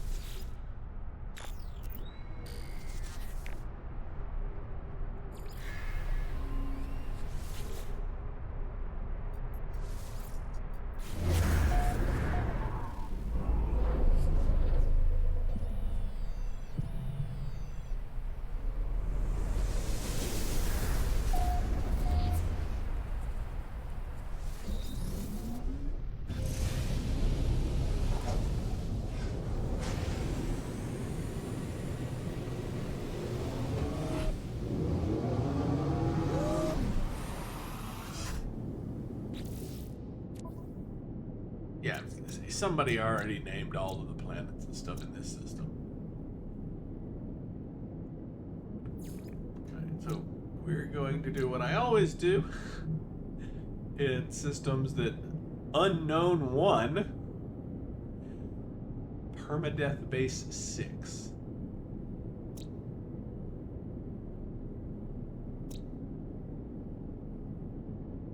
See, like I was saying, like people do the same thing. Is they create their bases on ones with the growth symbols, and then they just fight them off every time. But we're going to delete this system. We're not going to keep it in our list.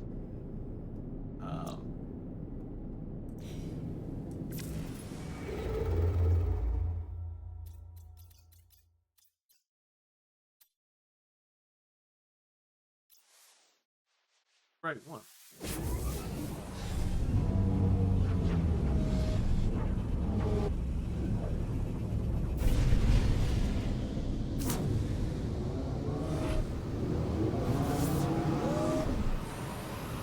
Discovered by Mikey.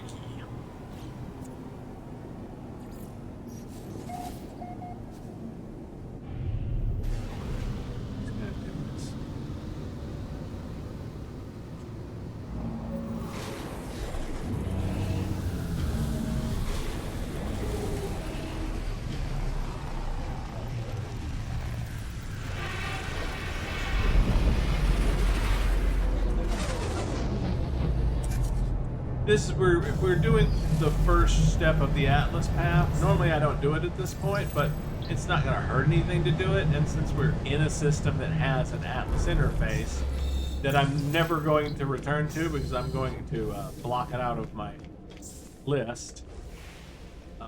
And that's because somebody else already technically, the way I see it, someone else owns it. They've named the stuff and everything. And you know, to me, it feels like this is their sort of their system. I might come back and mine something on one of the planets or anything like something like that if I really need something from that color or something like that. But mostly, I'm gonna leave there's plenty of systems I can go to that can be my systems that pretty much nobody will ever find or go to, you know, and everything. So I feel like I can have my systems and they can have their systems, and that's one of the things I love about this game. And everything is it's so vast that, you know, even as long as it's been out, you can find systems that nobody's ever been to, and there's so many of them that, you know, you can go through an entire playthrough and, you know, encounter more systems that weren't discovered than were. Can't understand anything it says yet. It's the Atlas language. Oh, Traveler. We got that word in when we got here, I think. The Atlas called me to this interface, and yet its purpose remains unclear. It demands worship. It demands obedience. It welcomes me. It knows what I am. It offers the gift of true understanding. But why? Why does such power and knowledge crave submission? It knows my thoughts before I know them myself. It knows what I will do. The Atlas asks me to follow its path. We'll accept that. We'll accept this. The sky is deep and full of wonders, and the path to enlightenment opens up. Okay, we're gonna go ahead and use up a slot. Like that. Okay. So now I want you to, you know, just understand before we go to that. Despite what it says, like as you're going through this, you need to read things carefully or listen to them. Since I'm going to read them for you and everything, and because you'll realize that what our character says at the beginning of the meetings, and as they go through, changes from one meeting to the next to the next to the next, until it's revealed at the end that what we believe now, with what we just read, is not true at all. It's what we think because we barely understand the Atlas's existence, but by the time we get to the end and we do understand, we come to realize that we were wrong in the beginning. So just keep that in mind. I'm not going to tell you how exactly we're wrong, but we are. Yeah, that what we just said there, a lot of the stuff in it is misinformed, what we think we know or believe, but it's not true, or not correct anyway. And that's in terms of the Atlas path and everything. You will discover that the Atlas path and the Artemis quests, they kind of coincide. They're easy to do together. You know, at a certain point, you have to do a bunch of warps to do the Artemis quest, and then, you know, right towards the end, and then doing the warps is also required to do the Atlas path to go to different Atlas stations. So it works out really well that you can do the Atlas path at that point. But you also will notice that the two don't properly overlap. Like, it's almost like you're supposed to do all of the Atlas path and then do all of the Artemis quest. And it just doesn't work out that way. Like, in fact, it almost feels like you should be doing the Artemis quest completely first, but then, like, by the time you get to that part where the Atlas path makes sense to do, the stuff that happens in the Atlas path no longer really makes sense. Like, your reactions and stuff don't make sense because you've learned so much from the Artemis quest that your reactions wouldn't be what they are when you meet the Atlas at that point, because you've already dealt with the Atlas so much in the Artemis quest and experienced things about it, you know, by that point that it's like you should have had revelations that don't coalesce. For the Atlas path, it's like you went back in time and forgotten half the stuff that happened with the Artemis quest if you wait to do the Atlas path stuff to that point.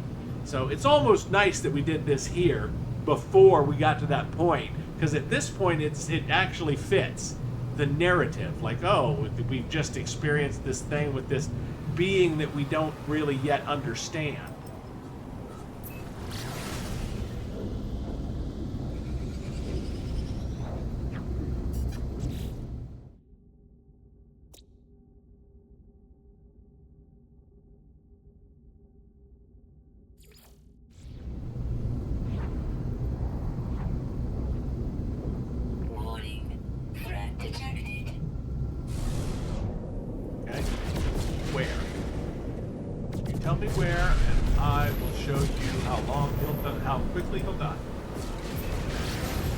It's trying to go back to the space station. Nope.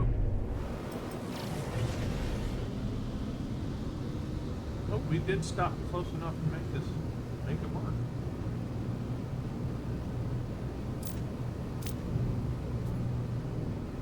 Oh wow, it really doesn't want to let us catch it, does it?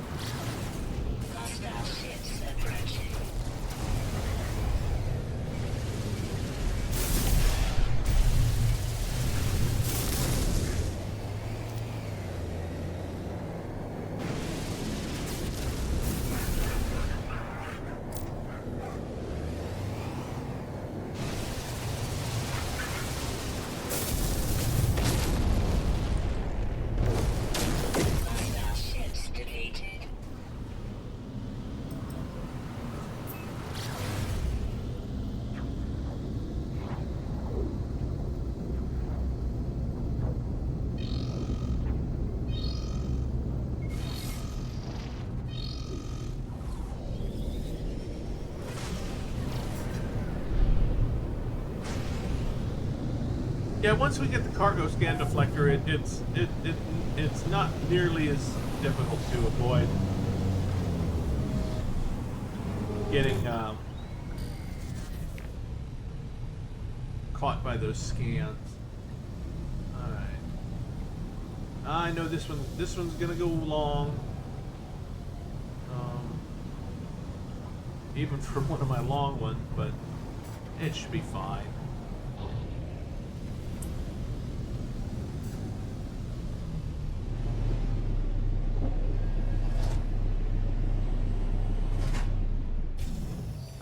Station.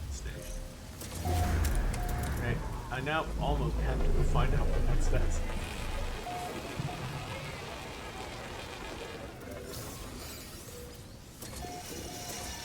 And the reason I have to go and find out what that says is because normally you can't read your own communication stations. Or I never have been able to. Like, once I put one down and leave it somewhere, like, it doesn't come up for me. I think it only comes up for multiplayer. People that are in multiplayer. I have reached the location marked by my base computer. Access memory. Attempting to read memory at 0x000FF1A. They had captured my friend. I saw them from a distance, the family of glass in all their majesty, cradling the fallen sentinel, its lights flickering in their awful embrace. I let out an involuntary cry as they cut into its exoskeleton, and each vacant stare, each grin of malice turned to me. I fled, but it was no use.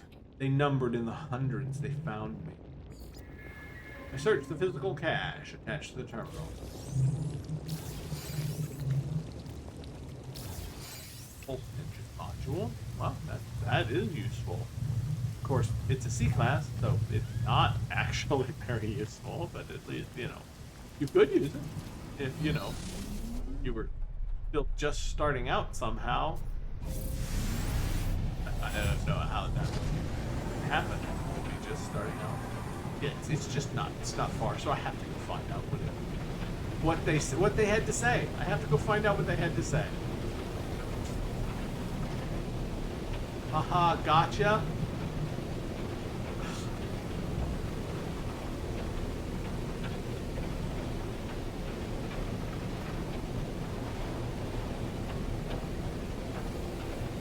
And it could really say anything.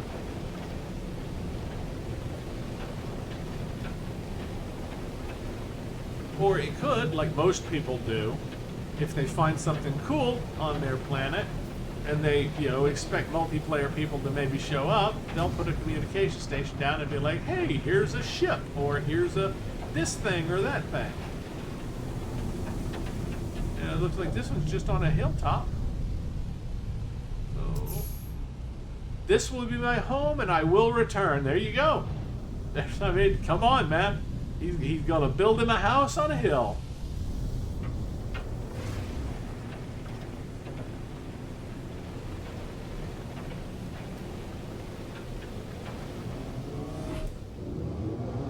Apparently Mikey has announced his intentions to make himself a place. Alright, so now,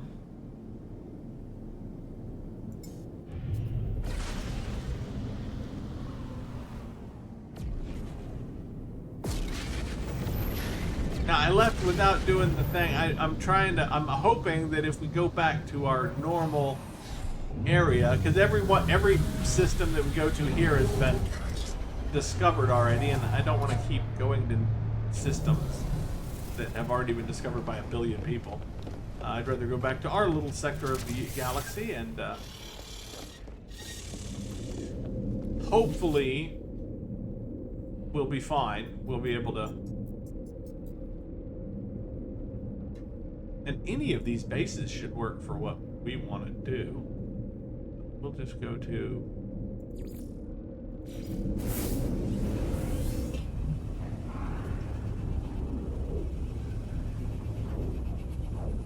Six more days on the Titan expedition.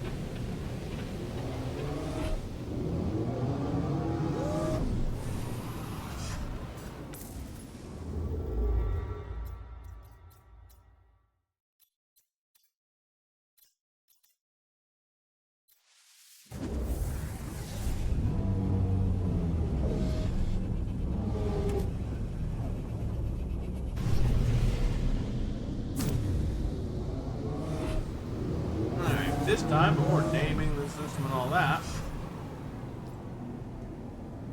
that certainly looks like it's going to be on that planet.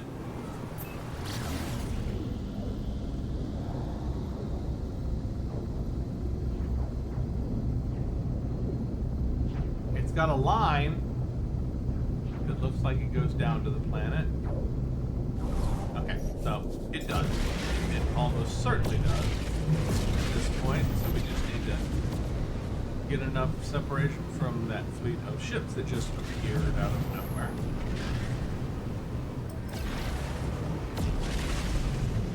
And we can do our system. I know this has turned into a huge thing where we have to name twice the number of systems that we should have had to name, and visit all these different systems and do it multiple times.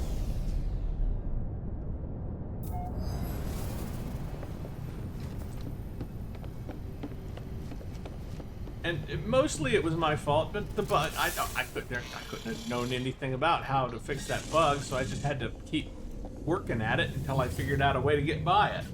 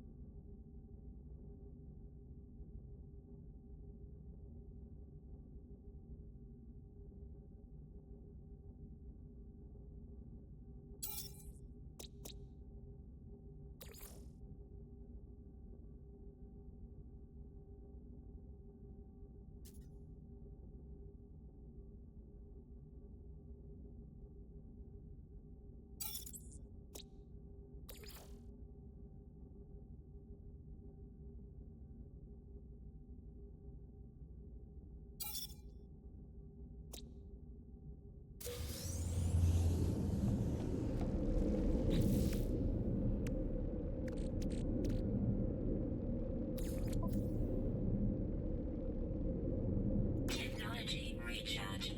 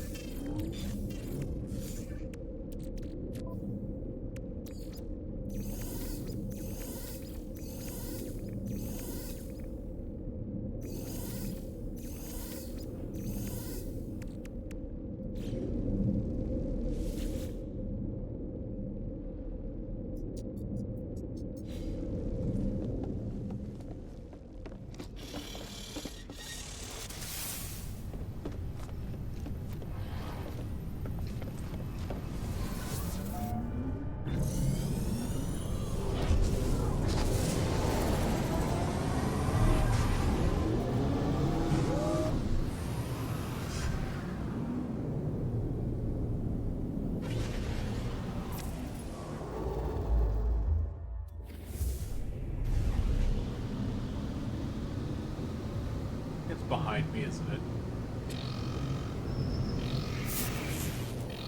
If it had been a snake, it would have bit me.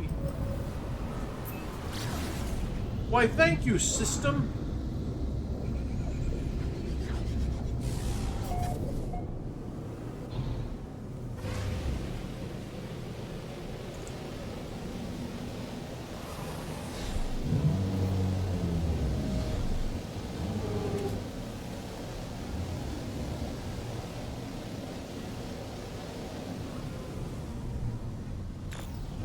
I saw it. You saw it. We all saw it. We all know what it is.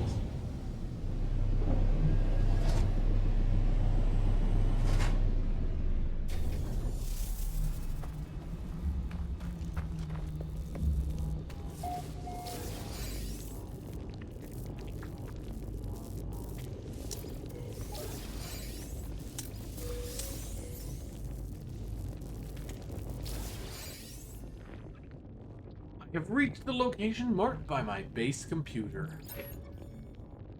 Attempting to read memory at 0x000FF1A. Yet again. It was Laylaps. Laylaps who I had doubted. Laylaps who I had harmed and fixed. Laylaps who was my salvation. It tore us both from that awful place, warping us back to the universe, to our universe.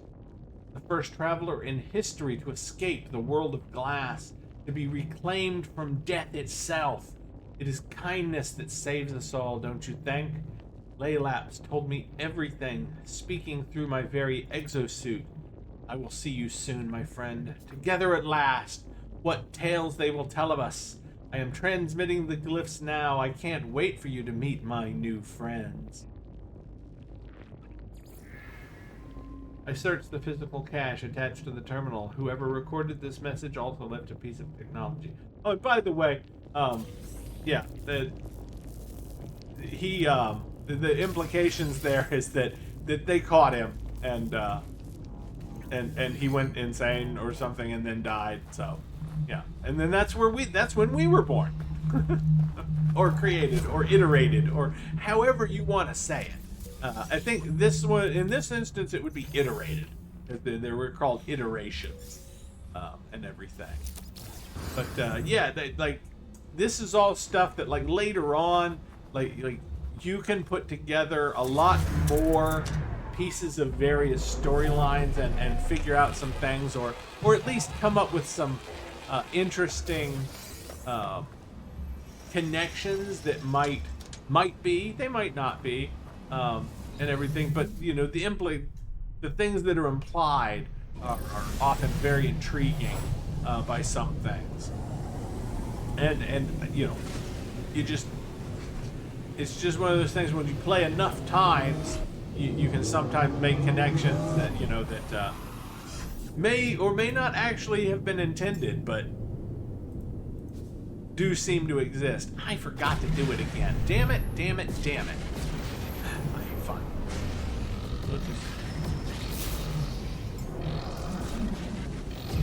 I'm not even going to bother, because I'm going to be on my ship before I care what you do. Uh-huh. Yeah. How about go fuck yourself?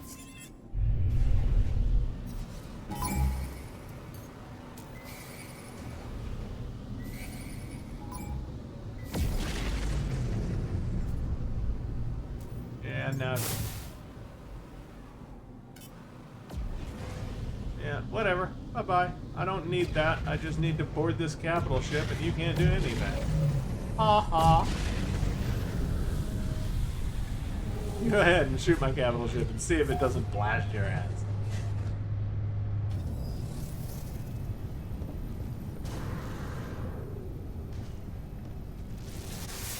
I know. That's just, it's a little bit like I really should have fought him and everything, because it's sort of part of the whole thing, but I'm just irritated right now, and I probably should just, I'm gonna probably finish this up, and then I'm going to take a break, because I need a break. Weather warning. Incoming storm.